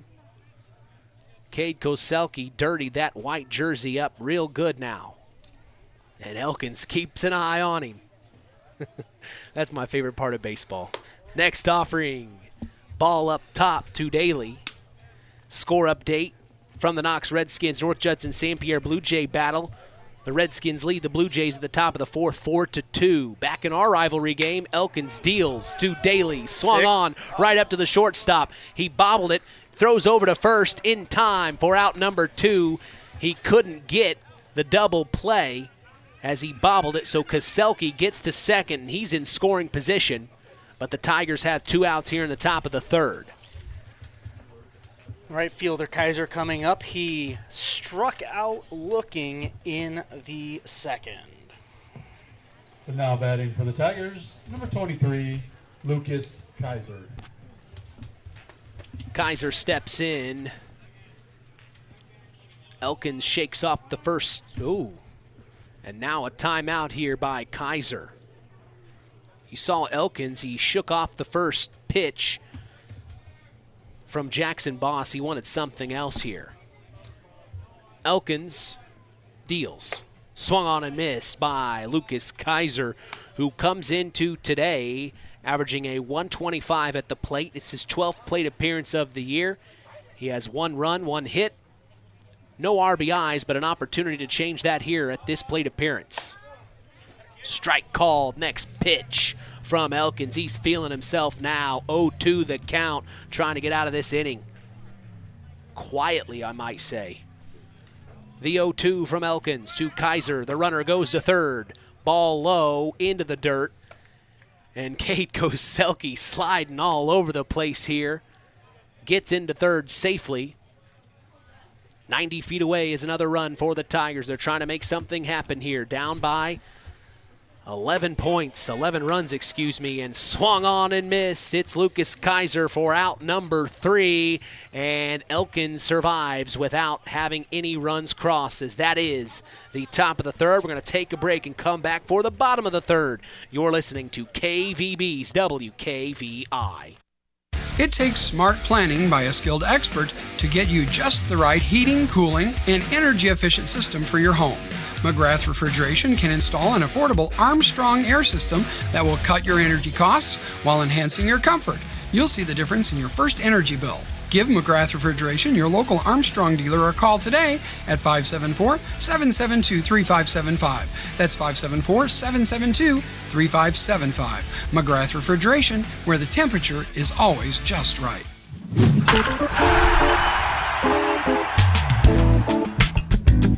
Today's broadcast is brought to you in part by Nepco Crane and Equipment Services, specializing in mobile crane service. Call Joe Nepp at 1-800-590-2272 for all your residential, commercial, and agricultural crane needs. We go to the bottom of the third. From the launch pad, we have been orbiting for some time now as the South Central Satellites lead the Tri-Township Tigers 15-4. I've got our very own sports analyst Nathan Orger along the call with us. I know we're trying to get back into the swing of things, no pun intended, but boy, I'll tell you one thing, from basketball to baseball season, I have to learn to take a chill pill. I'm used to running about 1,000 miles an hour. You come to baseball, I'm ahead of schedule. I've got plenty of time. I can relax. I'm trying to remember that here, Nathan. I feel like I'm rushing myself. We're having a good time, though. We're having a great time. If there was only one thing I could change is if I could eat and talk at the same time so I could have a hot dog. That'd just make my day even better. As the first pitch from Noah Kneifel to number 10, Braden Grass, the 7. number 7 hitter. We're going to see the 7, 8, and 9 hitters for the South Central Satellites. Next pitch is a swung on and missed strike, evening the count at 1-1 here.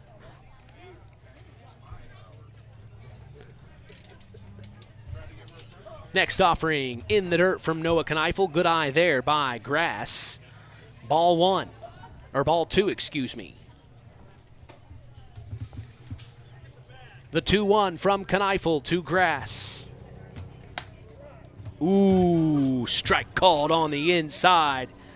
Grass didn't like that one. It evens the count at 2-2 now. Kneifel deals. Breaking ball in the dirt. Good eye there. Full count now. Kneifel trying to get the bottom of the third started off right for the Tigers. He deals, and it's a ball 4. Walking Braden Grass. It's just not been the best night for Tigers pitchers in general. On the year, like I've said, they've only used 3 different arms. This is their 4th now. Kneifel has not been on the mound yet this season. First offering to the number 8 hitter, Gavin Gross, is a ball low and in the dirt.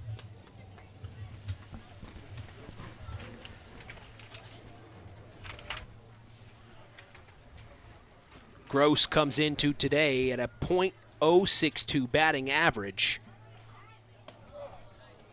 As he takes the next pitch, a called strike, evening it up at 1-1 now.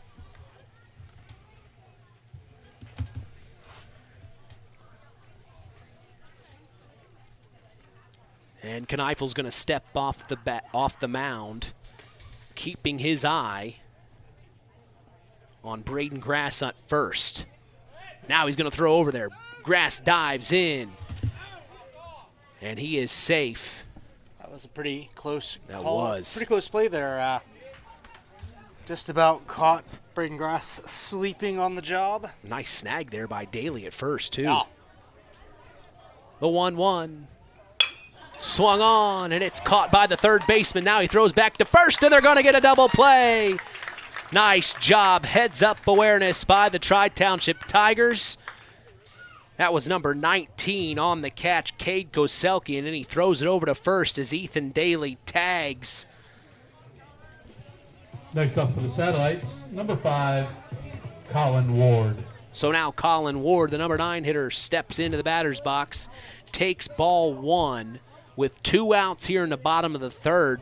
This could be the best inning for the Tigers yet today. Next pitch, low and outside for ball 2.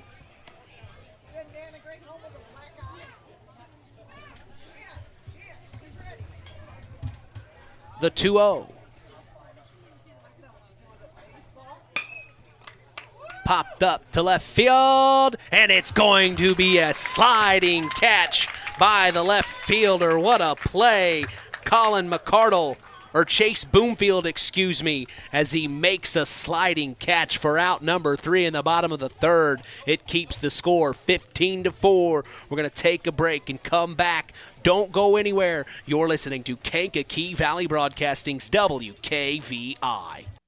The key to high-yielding crops is accurate and dependable soil testing.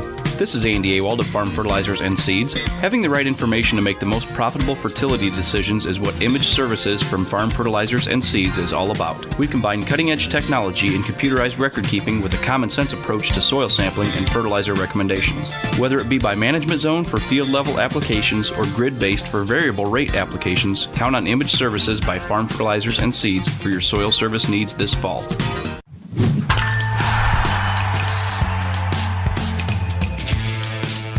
Collins Insurance is part of the broadcast, taking care of all your insurance needs. Jim Collins told me to tell you, call him anytime at 574-772-6844. That's Collins Insurance, supporting local high school sports. We go to the top of the 4th. Mitch Columbia along with sports analyst Nathan Orger. We just got a score update from the South Central Ladies Satellite softball game. They are leading right now in the 5th, doing a very good job, 7-0. As they are leading just across the parking lot here. So both Satellites teams are winning tonight. And in our case, the baseball team is winning in big-time fashion. Leading off top of the fourth inning for the Tigers, number 24. Elkins still on the mound. He is having a really good day. Yes, he has. Stepping in for the Tigers, Chase Boomfield finished the last inning there. Swings on the first pitch offered. Strike one. Boomfield walked in the second and ended up coming around to score, courtesy of Noah Kneifel. Next pitch offered from Elkins. Breaking ball called strike. 0-2 now the count. And Colton Elkins has 6 strikeouts on the day so far. Ooh, almost was 7 there, but it just missed the strike zone for ball number 1. You can tell his confidence is kind of, each inning has gotten more and more as the game has gone on. He's feeling comfortable. Ooh, and he got a breaking ball to go. Strike 3. Boomfield thought that was going to be a ball, but no, it drops in there for a nice strike and out number 1. 7 Ks on the day, and it says a lot about this young man, the only sophomore on the team, and not only is he getting the nod to take the rubber, but he is earning it with every at-bat just about. He's going right to work. Here's a bunt by number 6, Tanner Ringel, the number 9 hitter, and he's going to get out at first. He almost made it. He's got the wheels, but not in time as the Satellites get it over to Tommy Sullivan at first, and that is out number 2 here in the top of the 4th. Quick play there. Good defense by the Satellites here. As now we go back to the top of the batting order. It's Blaine Rust taking the first pitch for a called strike. Credit to Mike Shinrod and to Tanner Ringel there. When nothing's working, you try anything, and that was almost a bunt hit. Next pitch low and outside for ball 1.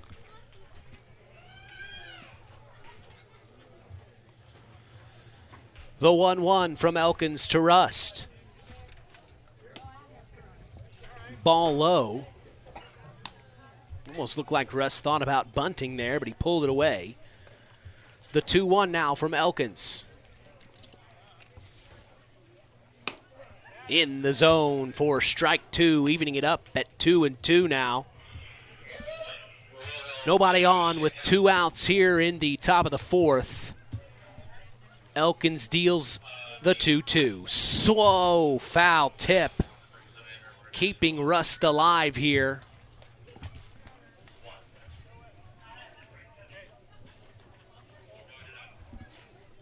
The next offering from Colton Elkins.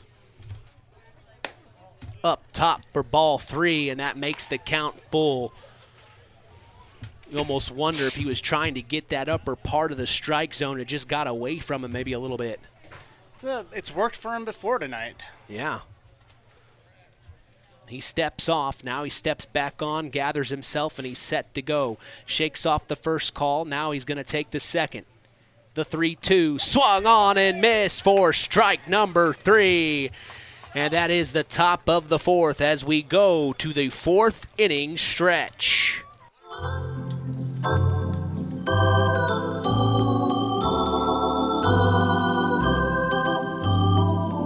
Standard Plumbing, Heating, and Air Conditioning is helping continue this wonderful tradition on KVB's WKVI. If you are uncomfortable in your home, give third-generation owner Brian Hammond a call at 574-936-4660. They've been serving the local area since 1936. The 4th inning stretch is brought to you in part by Standard Plumbing, Heating, and Air Conditioning.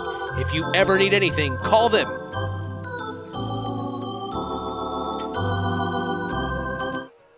Since 1936, Standard Plumbing, Heating, and Air Conditioning have always taken pride in doing the job right. Third-generation owner Brian Hammond and his family have always set the standard when it comes to taking care of all your heating and cooling needs. Making your home a comfortable home is the absolute top priority. If you are uncomfortable in your home, give them a call at 574-936-4660. 4660. Follow them on Facebook. Let Standard Plumbing, Heating, and Air Conditioning help you take control of your comfort. Continuing the tradition here on Kankakee Valley Broadcasting's WKVI, I'm Mitch Columbi. We're so glad to be here. A beautiful evening in Union Mills, Indiana. From the launch pad, the South Central Satellites lead the Tri-Township Tigers 15-4. We've got our sports analyst Nathan Orger on the call with us.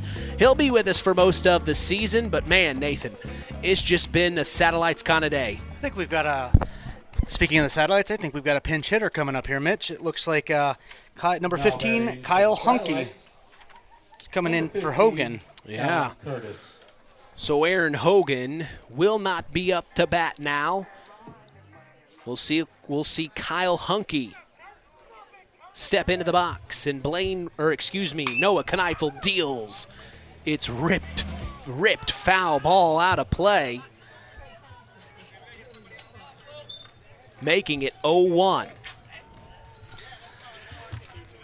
Now, I might be wrong, but the fourth inning stretch, or in Major League, the seventh inning stretch, I believe that originated with President William Howard Taft, a rather rotund man as far as presidents go, was seen taking in a ball game, probably the Washington Senators or something like that, and got up and stretched between the top and the bottom of the seventh, and it's been a presidential tradition ever since. Stuck ever since. Boy, I love your little facts. That helps. More the merrier. Keeping things going, it's 2-1 now. Pitch got away from Vernich, but nobody's on with nobody out. Bottom of the fourth. 15-4 is the score. The Satellites lead by 11. Swung on and missed by Kyle Hunke, evening the count at 2-2 here. You suppose he had a hot dog as well? I would like to think so. Probably 2 or 3. The 2. Well, you said rotund. The 2-2 tip foul, keeping it 2-2. We should do that more often, some trivia, baseball trivia. That'd be fun. Baseball trivia can get really wild and arcane. And that's why I'm saying it'd be fun. Next offering a ball outside. It looked like a breaking ball, making the count full now, 3-2. Here it is, the 3-2 up top, and a ball 4 called as Kyle Hunke lets it blow by, and he will take his base, and now we see Tyler Carr stepping in. Tyler Carr has been to the plate 3 times. Tyler Carr has made it back to the plate 3 times. Number 4, Tyler Carr. He has been hit twice and taken a walk. He's had one of those afternoons you definitely want to forget, as it looks like Kneifel will check the runner at first over to Ethan Daly, but sliding in safe is Kyle Hunke.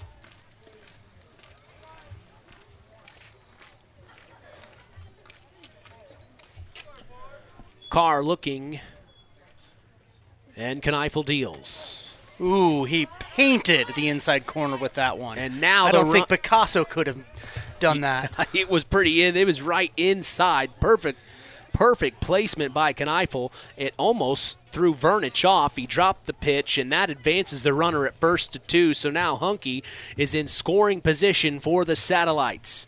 0-1 the count from Kneifel. 2 Carr, ball outside. 1-1 now.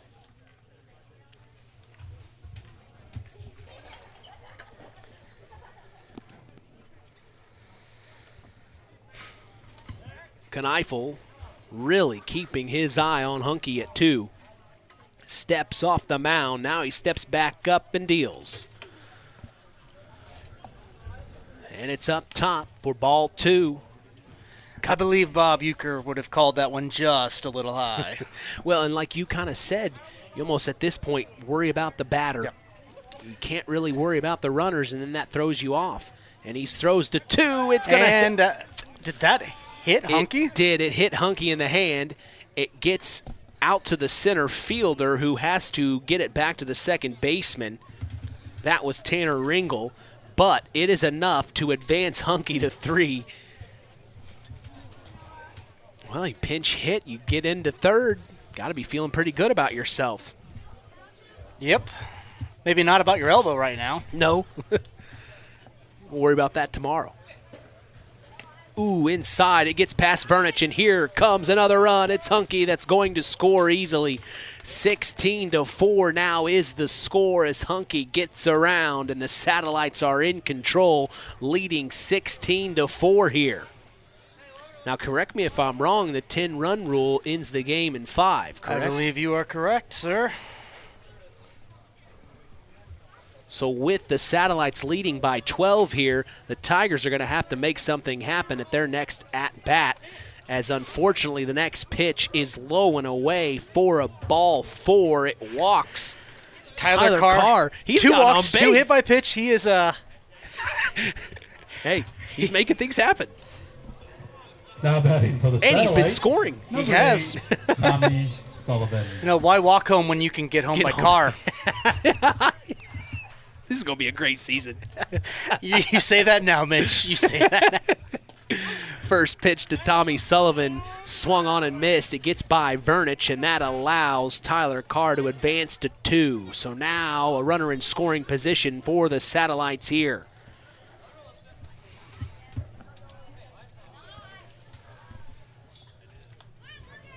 The 0-1 from Kneifel. Strike called. Sullivan let it go just to see what he'd have. So now it's 0-2 the count.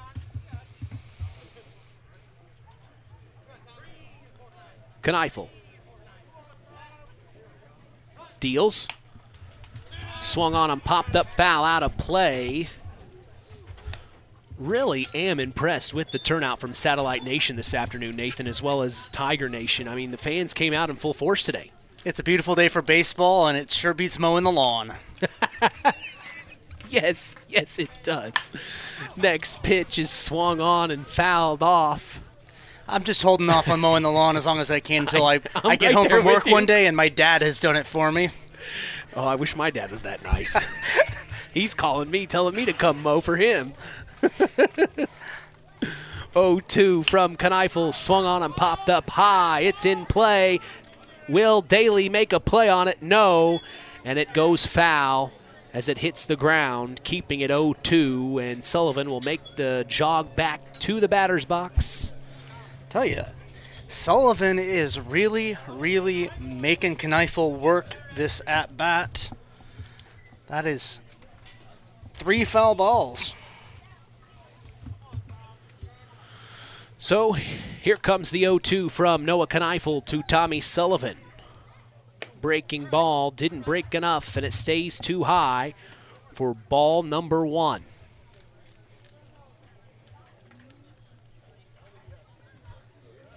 One-two the count. Kneifel deals. Outside, Vernich thought the runner at 2 may go, Tyler Carr, but he stays put. And now it's 2-2 the count. The 2-2 from Kneifel. Swung on, high, back to center field. It is going to get into the gap. This advances Carr to 3. He's going to go all the way home. It's a double for Sullivan. He's trying to make it a triple. He's going to slide in and make it safe. An RBI triple for Tommy Sullivan as he brings Tyler Carr home. 17-4. The Satellites are running away. And, you know, I mean, at this point you kind of hate to see the salt in the wound for Kneifel and the Tigers, but credit to Tommy Sullivan. He just fought and he fought and he fought at that bat, and it paid off dividends. Looks like we've got another pinch hitter coming up. Good catch. Number 23, junior Nolan Eaton is in to bat. Hate to see Billy Bird go out of the game. Oh, so Billy Bird is done for the afternoon. He had a heck of a day there, Nathan. But now we're going to see number 23, Nolan Eaton, the junior, pinch hit here. And unofficially, Noah Kneifel has hit about 40 pitches on the night now. Batting for the Satellites, number 23, Nolan Yeah. Eaton. There's about 100 pitches thrown, give or take, by Lacrosse so far, compared to not quite 70 by the Satellites. We'll see how close my unofficial count is, because you're keeping it. It's been tough on a couple of these. It has been tough. First game, working out the kinks. I know. Well, and it has been 10 months. Well, 11 months. And this game is starting to feel close to that. I was really expecting. Well, it was right when we said this was going to be a neck and neck game, and then after I said that, ever since then the Satellites have pulled away as the second pitch to the pinch hitter Nolan Eaton. And I said it earlier. I'll say it again. I hate to see it because it seems like Tri-Township really has a lot of talent, and they just haven't found that magic formula in today's game because you know that potential is there. And everybody has an off day. No, absolutely. And with the count 2-1, Vernich is going to go have a chat with Noah Kneifel. I'd assume head coach Shinrod will stay with Kneifel the rest of the way at this point. He hasn't pitched this season for the Tigers, as he is in relief for Blaine Rust, who is in relief for Cade Koselke, who started the game. The 2-1 from... Oh, man, it's going to get by Vernich, and here comes Tommy Sullivan for another run. The Satellites are just having their way this afternoon. 18-4. Yeah, that's the score. 18-4, the Satellites lead.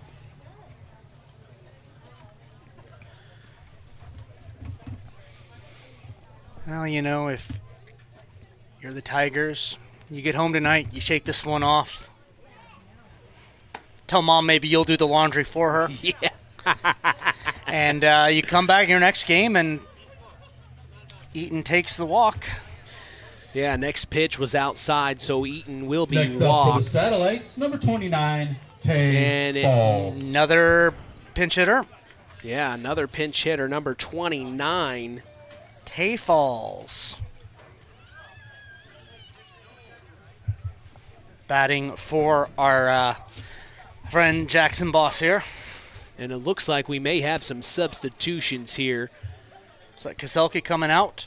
And Daly was at first. He will now come up to pitch, it looks like. And they're going to move number 6, Tanner Ringel, to first. And it'll be interesting to see that, yep, they're going to put Kneifel at center field, which is where Ringel was. So they moved the first baseman, Ethan Daly, from first base, like I said, to the mound. He's going to take some warm-up pitches.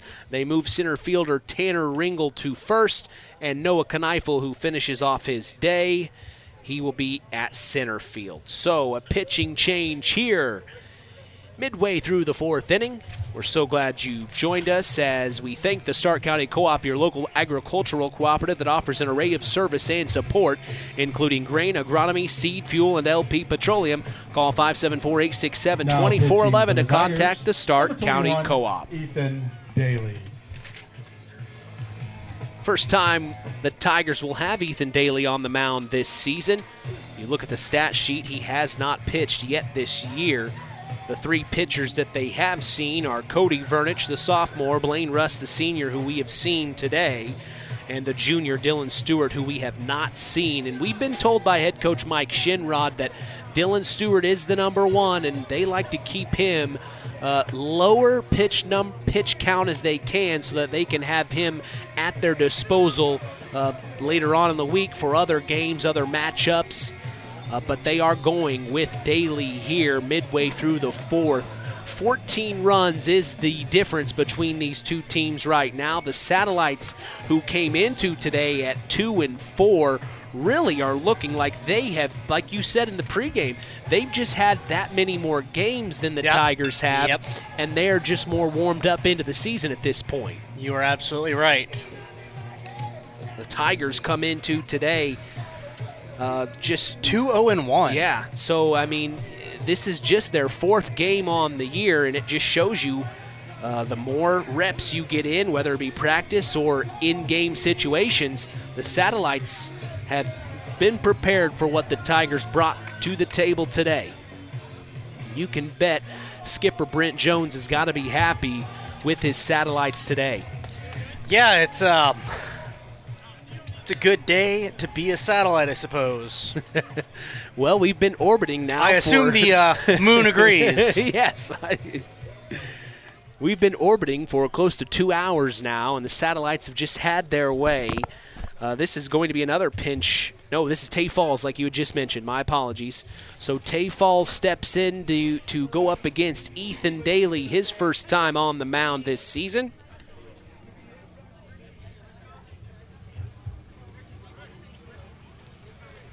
First pitch from Daly to Falls. Ball up top called. The Satellites have a runner on first. Looks like that had a little movement on it. Daly, he got a little heat. I didn't invest in a gun, a speed gun. I told you I was going to try to do that this year. I wasn't able to get that done. Going to have to talk to the board at KVB about increasing your budget a little bit. Next pitch from Daly is a ball up top, making it 2-0. That would be a cool addition if we could be able to tell how fast these kids are throwing. 2-0 from Daly. Ooh, and it's going to hit, actually nick, Tay Falls right in the left shoulder. He had to turn away, and he will take his base with no outs. 2 are on. Now batting for the Satellites. For the number Satellites. 11, Charlie Smoker. Charlie Smoker, a senior, in for Zach Hanchar. He's going to swing on the first pitch. It gets past the third baseman, and this is going to load the bases for the Satellites. Good job by Charlie Smoker. He smoked that one. Yeah! Nice little cut there on the first pitch offered. And another pinch hitter, looks now like. batting for the Satellites, number 37, Matthew Richardson. So Matt Richardson steps in to the batter's box for the first time this afternoon to face Ethan Daly. Bases loaded, nobody's out.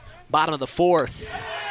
First pitch, ball called outside, and you can hear the Satellites dugout cheering for Richardson here. They want him to get a piece of this here. Richardson, a senior, like you had just mentioned a moment ago. Next pitch, strike called, making it 1-1 now here for Matt Richardson. Probably the loudest we've heard the Satellites dugout all evening. They are really cheering on Richardson. Low hits the dirt for ball 2. 2-1. Good eye there by Matthew Richardson here. Gets the call from skipper Brent Jones, and now he steps back in and he's ready to go. Daly to deal the 3-1. Up top, ball called, and the Satellites dug out like that. They are really happy for him right now.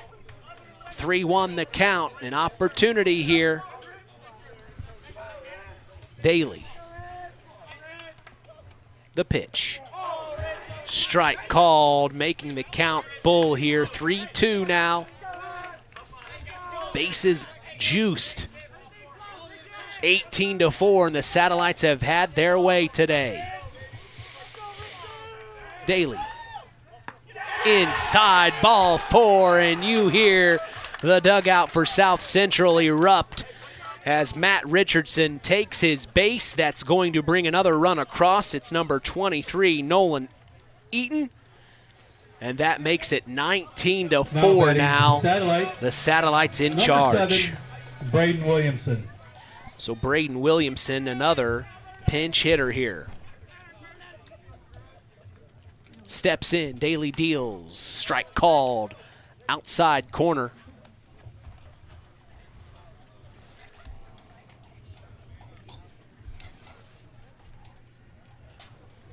You almost wonder, with what South Central's been dealing with, as there's another hit between the shortstop and third baseman. It brings number 25 across, or no, excuse me, number 23 across. That was Nolan Eaton.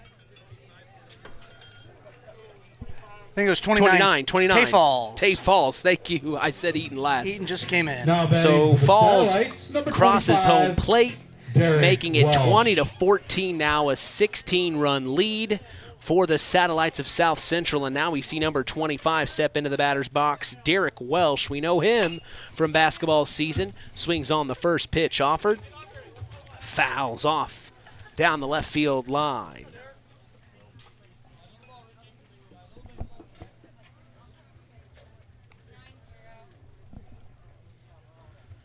Derek Welsh, another one of those athletes we know from South Central, called his name many times in the winter season. Now here he is in the spring. Bases loaded. 0-1 from Daly, called strike. 0-2 now. Welsh is the 9th batter of the inning. It's not the first time this evening they've been able to get 9 batters in one inning. The 0-2 from Daly is a foul tip as Welsh digs in here. Nice cut. Couldn't make the contact he wanted. With the bases loaded, you bet he wants to make something happen here. 0-2 from Daly with no outs. Bases loaded. Bottom of the 4th. Swung on, and it's going to get through to the center fielder. It's going to bring 1 run across. And that's number 11, Charlie Smoker. So a nice RBI single for the pinch runner, Derek Welsh, the senior, another senior on this Satellite team. 21-4, Nathan, they're running away with it. They really Now are. batting for the Satellites, number 20, Noah Howard. Noah Howard. I think this is the first time I've seen 2 pinch hitters in the same spot in the lineup in the same inning. Credit to the coaching staff for giving everybody a chance to get some time in the game. Yeah, absolutely. As Noah Howard takes the first pitch, a ball called Noah Howard. Man, what's there to say? What a shooter he was for the Satellites in the winter season in basketball. Had some spectacular moments here on KVB's WKVI. We'll never forget those. Big-time threes by Noah Howard as now he steps into the box, swings at the next one, gets a piece of it, but it fouls off, evening the count at 1-1 here. Now, if I'm not mistaken, I believe Noah Howard's a lefty, but he's batting right-handed here. Very interesting. Oh, a pitch gets away from Daly and back behind Vernich, but they're going to keep the runner at third, Matt Richardson, from advancing home. They want to keep the bases loaded here with 2-1 the count.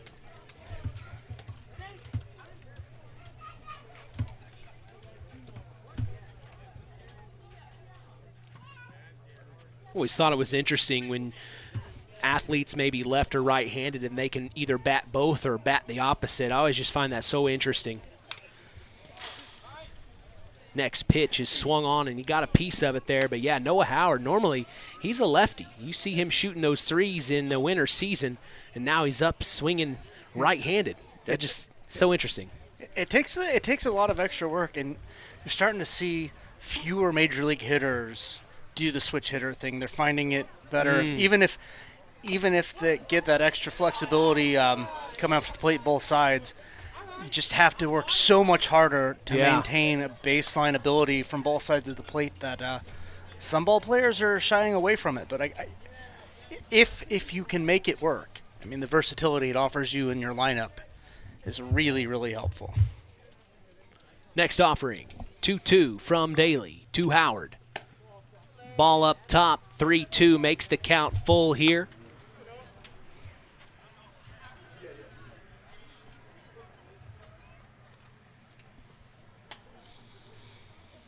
Howard steps back in, the full count from Daly.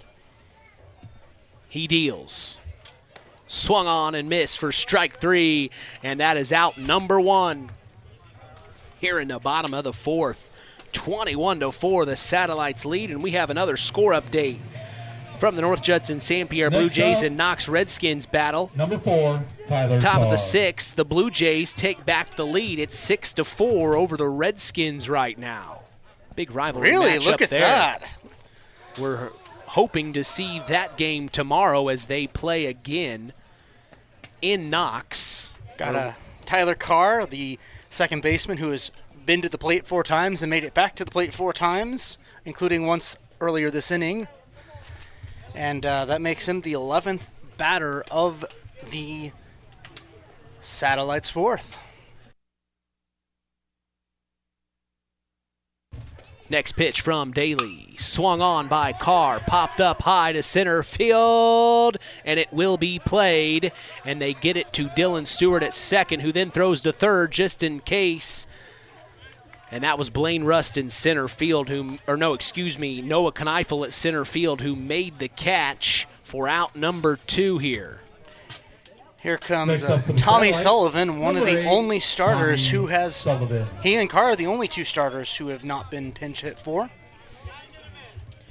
He's going to step into the box here with 2 outs, bases loaded. Daly deals outside, ball called.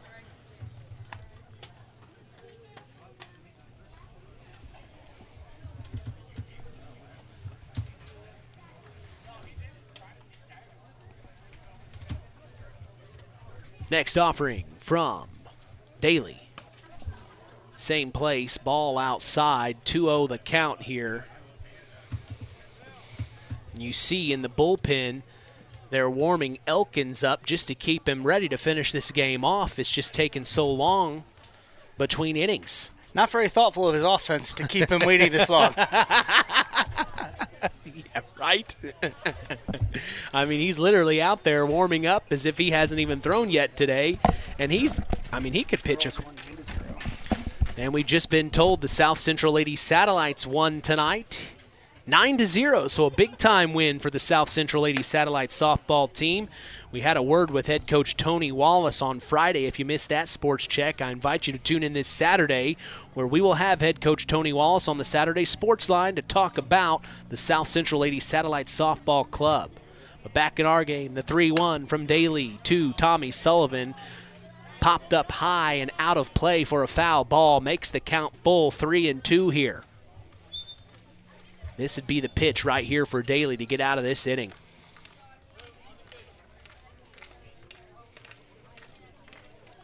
Daly, the 3-2. Swung on, and it's out of play, foul ball. And Elkins almost nabbed that one in the bullpen. An interesting afternoon for him. You know, you get out onto the mound, you allow 2 runs to cross in the top of the first, and then ever since then, just 2 more. It's just been a confident showing from him. Yeah, you know, and nothing really boosts your confidence like 21 runs behind you. No kidding. Daly deals, Sullivan swings, and he is just like at that last at-bat you were talking about. He is just fighting. Yes, he is. Feel a fighter like this and a name Tommy Sullivan, he should be a boxer in the 1920s. New York City. Definitely. The 3-2 from Daly. It's a ball 4. He's going to walk Sullivan, and that brings home another run. It's 37. Matt Richardson, who scores for the Satellites, 22-4. They are running away with it, and running away with it have they. My goodness. Next up for the Satellites, number 23, Nolan Eaton. Eaton's second appearance of the game and the inning. He was hit by a pitch earlier and came around home. First offering from Daly is a ball. 2 Eaton, 1-0. 2 outs, bases loaded here in the bottom of the 4th. The Satellites have had their night. Tip foul hits the fence in front of us, evening the count at 1-1 here with 2 outs. Wind still blowing southwest. But it's been a nice little breeze, nothing to really throw anybody off. Just been a very cool, calm, beautiful day here in Union Mills, as the next pitch is a strike called. That one looked a little bit off the plate. Kind of looked like even the home plate umpire was trying to push things along. Get this thing rolling here. The 1-2 from Daly. outside ball called. He couldn't let that one go by as it evens the count 2-2 here.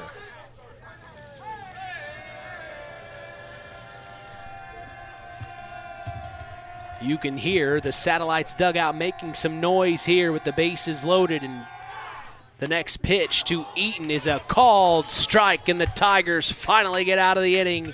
22-4 is the score as we're going to take a break and come back for the top of the fifth. Coming your way, you're listening to Kankakee Valley Broadcasting's WKVI. Real magic is everywhere. It's in your mom's cooking, in 4-hour dinners with friends, in that first bite of something new, and in the fizz of a Coca-Cola.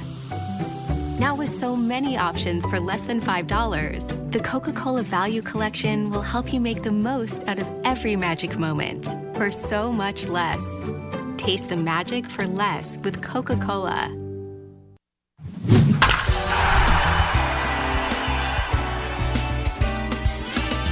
Back from beautiful Union Mills, Indiana. Today's broadcast is brought to you in part by 5 Star. We thank them for supporting local high school sports and remind you to shop local. That's 5 Star in the Knox Mall. I'll let you do that from now on. 22-4 is the score as the South Central Satellites are going to finish things off, it looks like, with Colton Elkins, the sophomore pitcher. And you know what? Why wouldn't you? Why wouldn't he you? has pitched magnificently today. He's had all kinds of offense behind him. Let him finish Let it him out. finish. And at this point, unofficially, I had in the first inning, he had 19, second inning, 17 pitches, third, 18, and in the fourth, I only had him down for 11 unofficially. So, of course, these are all unofficial, but he's been able to keep the pitch count fairly low. Yes, he has. Yes, he has. And with what is short of a miracle, their last at bat, Tri-Township's going to start off with Noah Kneifel. He steps into the box, takes the first pitch for a ball. It looks like Elkins slipped out there on the mound a little bit. He's laughing it off. He's getting some grief from the dugout. Well, he probably just wanted to dirty his pants, not batting else, in the game. He hasn't had the chance to do that. Well, and also he hasn't made any mistakes. If anything, tonight that was the first mistake he's made. Kneifel is 1 for 2 with a strikeout and a single to left field. You called it earlier, chin music to Noah Kneifel to back him away. You see that blow by right in front of your face. You're going to think twice when you step back in there. Next offering from Elkins. 3 balls this time, so that's a third ball in a row from Elkins after he slipped on the mound there for the first pitch to start the fifth here. If the Tigers aren't able to make something happen, this game will be over here as the next pitch is a called strike here for the first one at this at bat. 3-1's the count. Elkins deals. And ball 4 into the dirt as Kneifel will take his base. Hey, this is how it starts for the Tigers. One at a time is now. Now batting for the Tigers, they have Dylan Stewart stepping in. Stewart is over 2 with a strikeout swinging and ground out to third base. Elkins deals low and inside. Dylan Stewart takes it for ball 1. Now, what'll be interesting here is, and it's getting that away. one I heard. Yeah. That one I heard. Stewart takes it right in the rib cage, and Elkins may be done here as manager Brent Jones is coming in to talk with his pitcher, and all the infield will come in together. We'll see if Elkins will finish it, or if they'll bring a new pitcher in here. It looks like they're going to stay with Elkins, just a confidence builder here. Calm him down. Everything's fine. Let's just get this win and get out of here. Now batting for the Tigers, number 3, Cody Burnich. Burnich struck out swinging in the third, and you may remember he went yard to right field in the first. Big rip. First pitch from Elkins to Burnich is a called strike. Outside corner. The 0-1 from Elkins. Swung on and missed by Vernich for strike 2, and he's going right at him.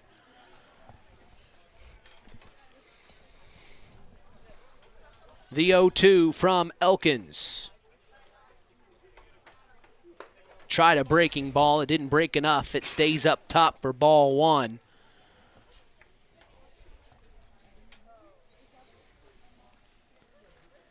One-two from Elkins. And they are calling a strike. My goodness. Upper part of the plate outside, but it dots that corner. And that is out number 1 here in the top of the 5th. Now, because of the 10-run rule, if the Tigers aren't able to make something happen here, the game will end. First pitch to Koselke from Elkins is swung on and missed. For strike number 1, the 0-1. Elkins to Koselke. Swung on and missed. Strike 2. Koselke has 2 ducks on the pond, but I don't think Elkins even recognizes they're out there at this point. Just trying to get this thing over with at this point for them. If you're Elkins, you just want to get this win and go home. Next pitch was a foul down the right field line, keeping it 0-2 here with 1 out. Top of the 5th, the Satellites in charge, 22-4. The 0-2 called strike, and that is out number 2 as Elkins looks to finish things off strong here in the top of the 5th. We're now going to see number 21, Ethan Daly. Ethan Daly step in to the batter's box here. Elkins deals. Breaking ball gets in there for strike 1. It just was enough to hesitate.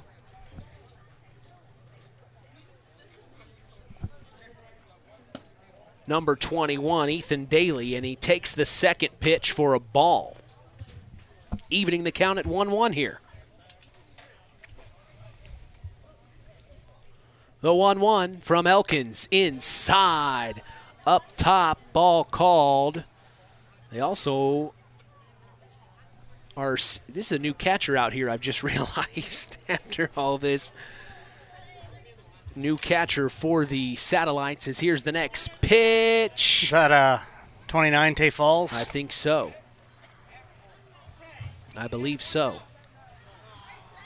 It was originally Jackson Boss for the majority of the ball game. But that is Tay Falls as the catcher here, and another strike called, making the count full now. 3-2 here with 2 outs. This could be it for the Satellites here. He deals. Ball low, and that's going to load the bases. Elkins really wanted to finish things off tonight for the Satellites, but couldn't do it there. So now the bases are loaded. We're going to see number 35 for the Tri-Township Tigers step up to the plate. That's Ethan Hood, pinch hitting it looks like. So Hood steps in with 2 outs, bases loaded. First pitch, strike called by Elkins here late in the game. He is still got it.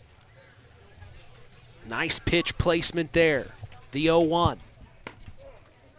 Strike 2. Well, it looks like Elkins might have shaken that walk-off already. 0-2 from Elkins. Up top ball. Good eye there by Ethan Hood.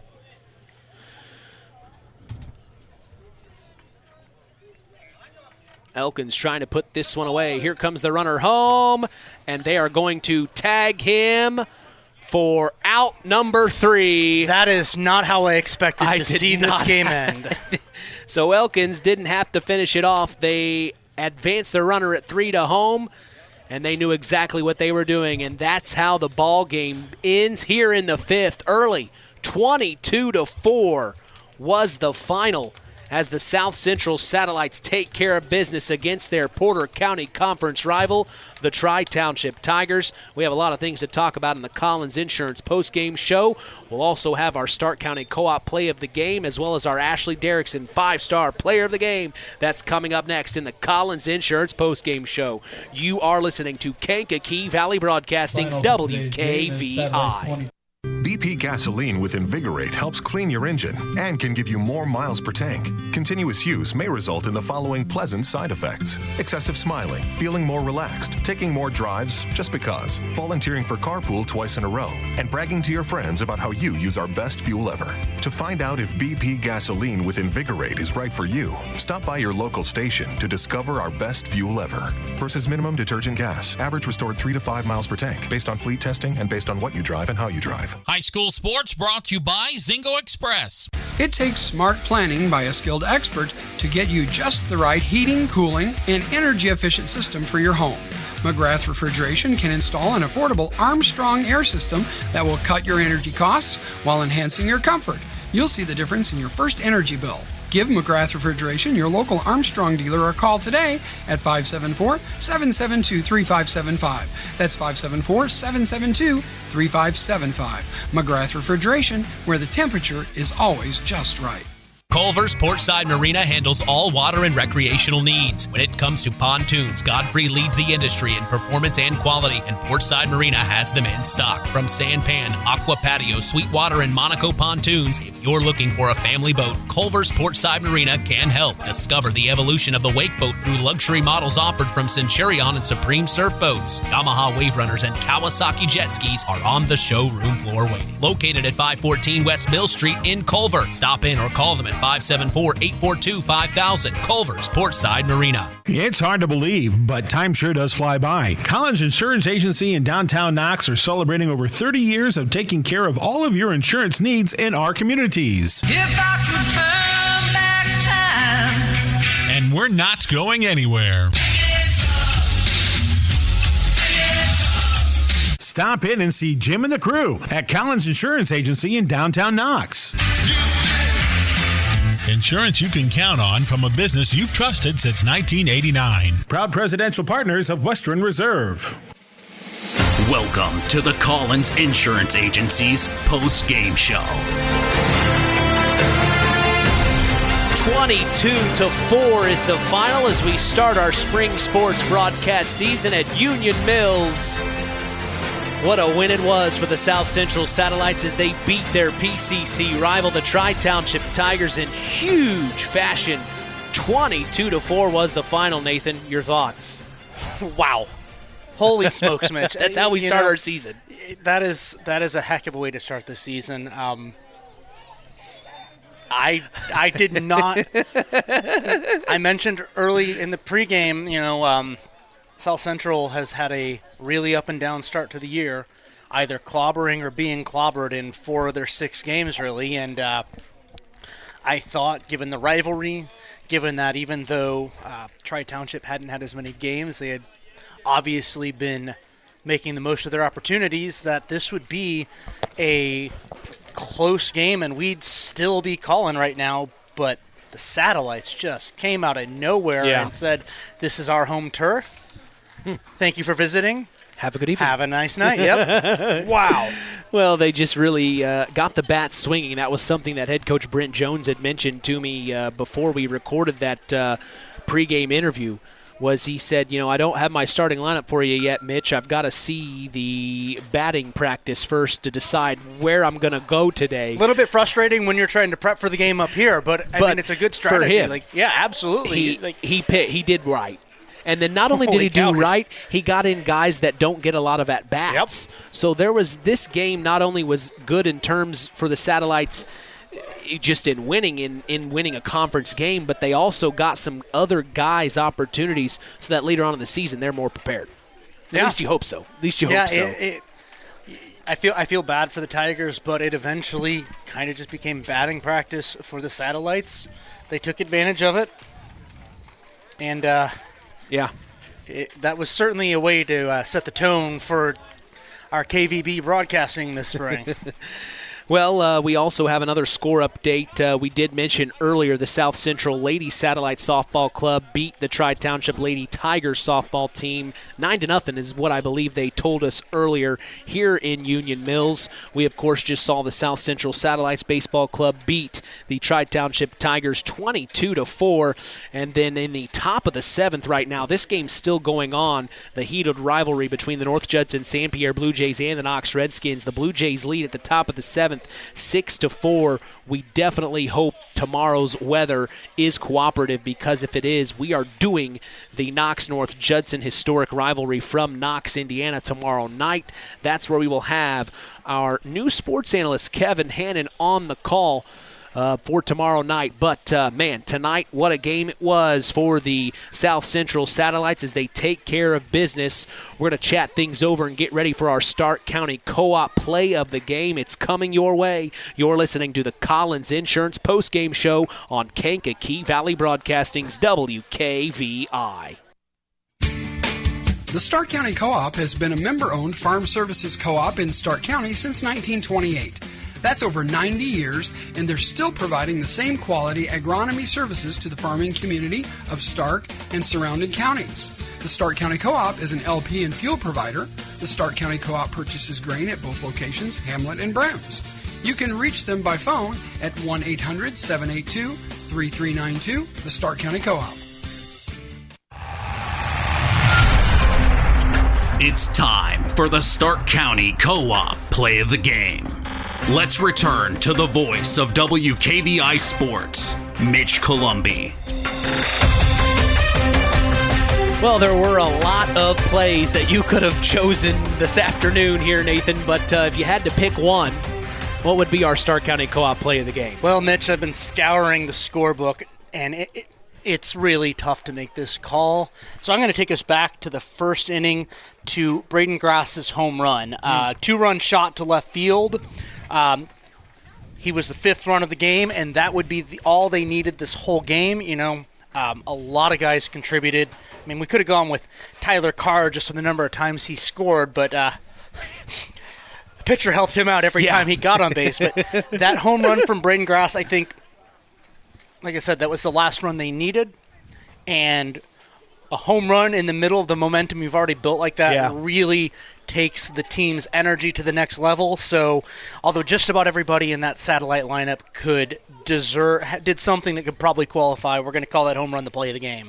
I agree, and I thought that was a key moment for them. It really just kind of got the confidence on their side. So you're really helped out Elkins for sure. It just gave everyone a sigh of relief. This isn't going to go back and forth today. We're going to be in charge. We did get the final from the Knox North Judson San Pierre Blue Jay battle. The North Judson San Pierre Blue Jays beat the Knox Redskins tonight in Game 1. Of course, Game 2 is tomorrow. 6-5 was the final as the Blue Jays win. We are scheduled to do that game tomorrow night, 5 p.m. Eastern, 4 p.m. Central is when we will be going live. I invite you to tune in to 99.3 FM or go to our social media pages on Instagram at WKVI Sports, on X, formerly Twitter at KVB Sports, and on Facebook at Sports to the Max, so that you can be up to speed on if that game is in fact canceled tomorrow. We'll see what happens. The weather doesn't look good as of now, but let's keep our fingers crossed. There's nothing wrong with a little bit of rain in baseball. Yeah, you never know what could happen tomorrow. So we'll see, but a big win for the North Judson San Pierre Blue Jays. Well, we're going to take a break and come back for our Ashley Derrickson 5-star player of the game. That's coming up next. This is the Collins Insurance postgame show, and you are listening to Kankakee Valley Broadcasting's WKVI. Since 1936, Standard Plumbing, Heating, and Air Conditioning have always taken pride in doing the job right. Third-generation owner Brian Hammond and his family have always set the standard when it comes to taking care of all your heating and cooling needs. Making your home a comfortable home is the absolute top priority. If you are uncomfortable in your home, give them a call at 574-936-4660. Follow them on Facebook. Let Standard Plumbing, Heating, and Air Conditioning help you take control of your comfort. Time to announce the Ashley Derrickson 5-star player of the game. Mitch? Hey, thanks, John. It's time now for our Ashley Derrickson 5-star player of the game. given in memory of Ashley Derrickson, a 2008 graduate of North Judson St. Pierre High School who battled cancer throughout her high school career before losing that battle on December 12th of 2008. We'll tell you who's earned that honor after this word from 5 Star. 5 Star, the largest meat and grocery store in the area, focused on quality, value, and customer service. The 5 stars in the name of the store come from 5 family members of the original owners serving in World War II, each one represented by a blue star on a flag hanging in the front window of the family home. That's why even decades later, 5 Star is known for its dedication to service. Now that dedication means savings for you. 5 Star, one of the We Care stores, the area's largest meat and grocery store, focused on quality, value, and customer service. Located, you know where, in the Knox Mall. So who is our Ashley Derrickson 5-star player of the game? Well, just like so many plays could have been the play of the game. I think so many of the guys on this player of the game. Yeah, but I'm saying so many could have been players of the game. So many could be player of the game as well.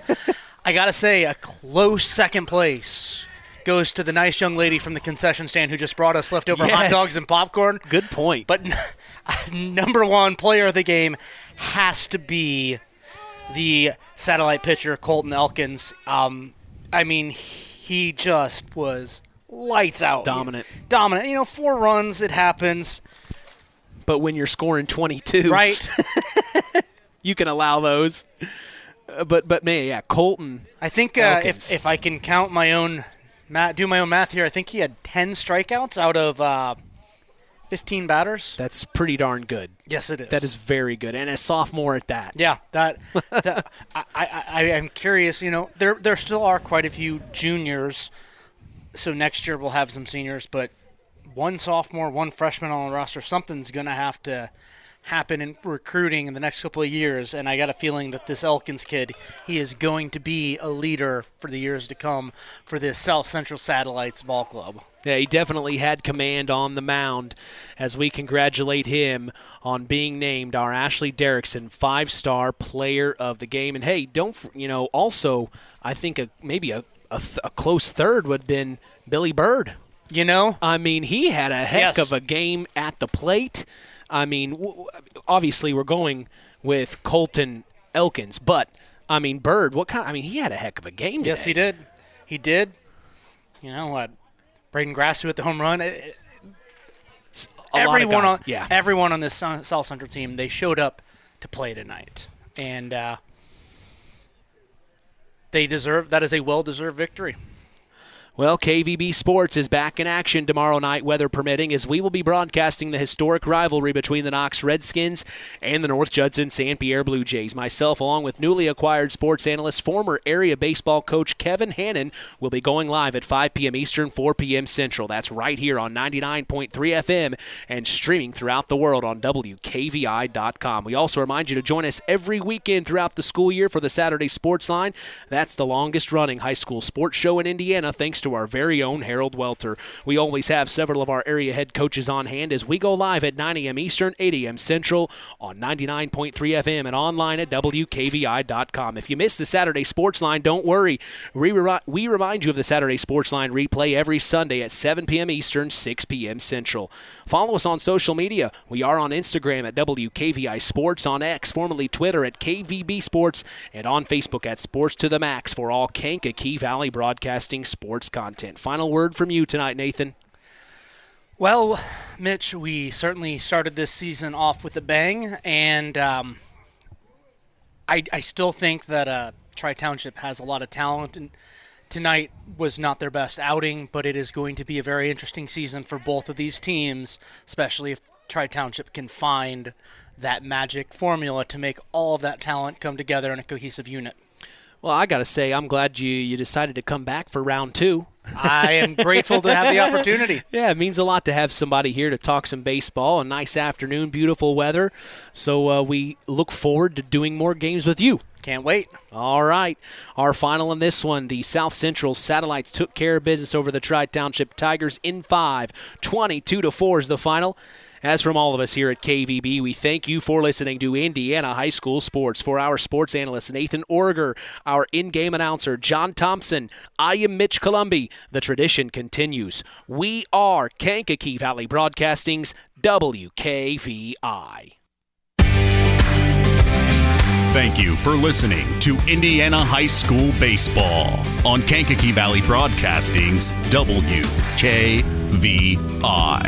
Sponsored in part by Culver's Portside Marina, NEPCO, Crane and Equipment Services, Farm Fertilizers, First Farmers Bank and Trust, Lawrence Farms, Mark's Body Shop in Knox, Zingo Express, Pulaski Memorial Hospital, Stark County Co-op, The Auto Park with locations in LaPorte, Plymouth, and Bremen, Standard Plumbing, Heating, and Air Conditioning, Collins Insurance, Howard's Marathon of Winamac, and 5 Star. We'd like to thank our sponsors for their dedication in supporting local high school sports and helping continue the tradition on Kankakee Valley Broadcasting's WKVI.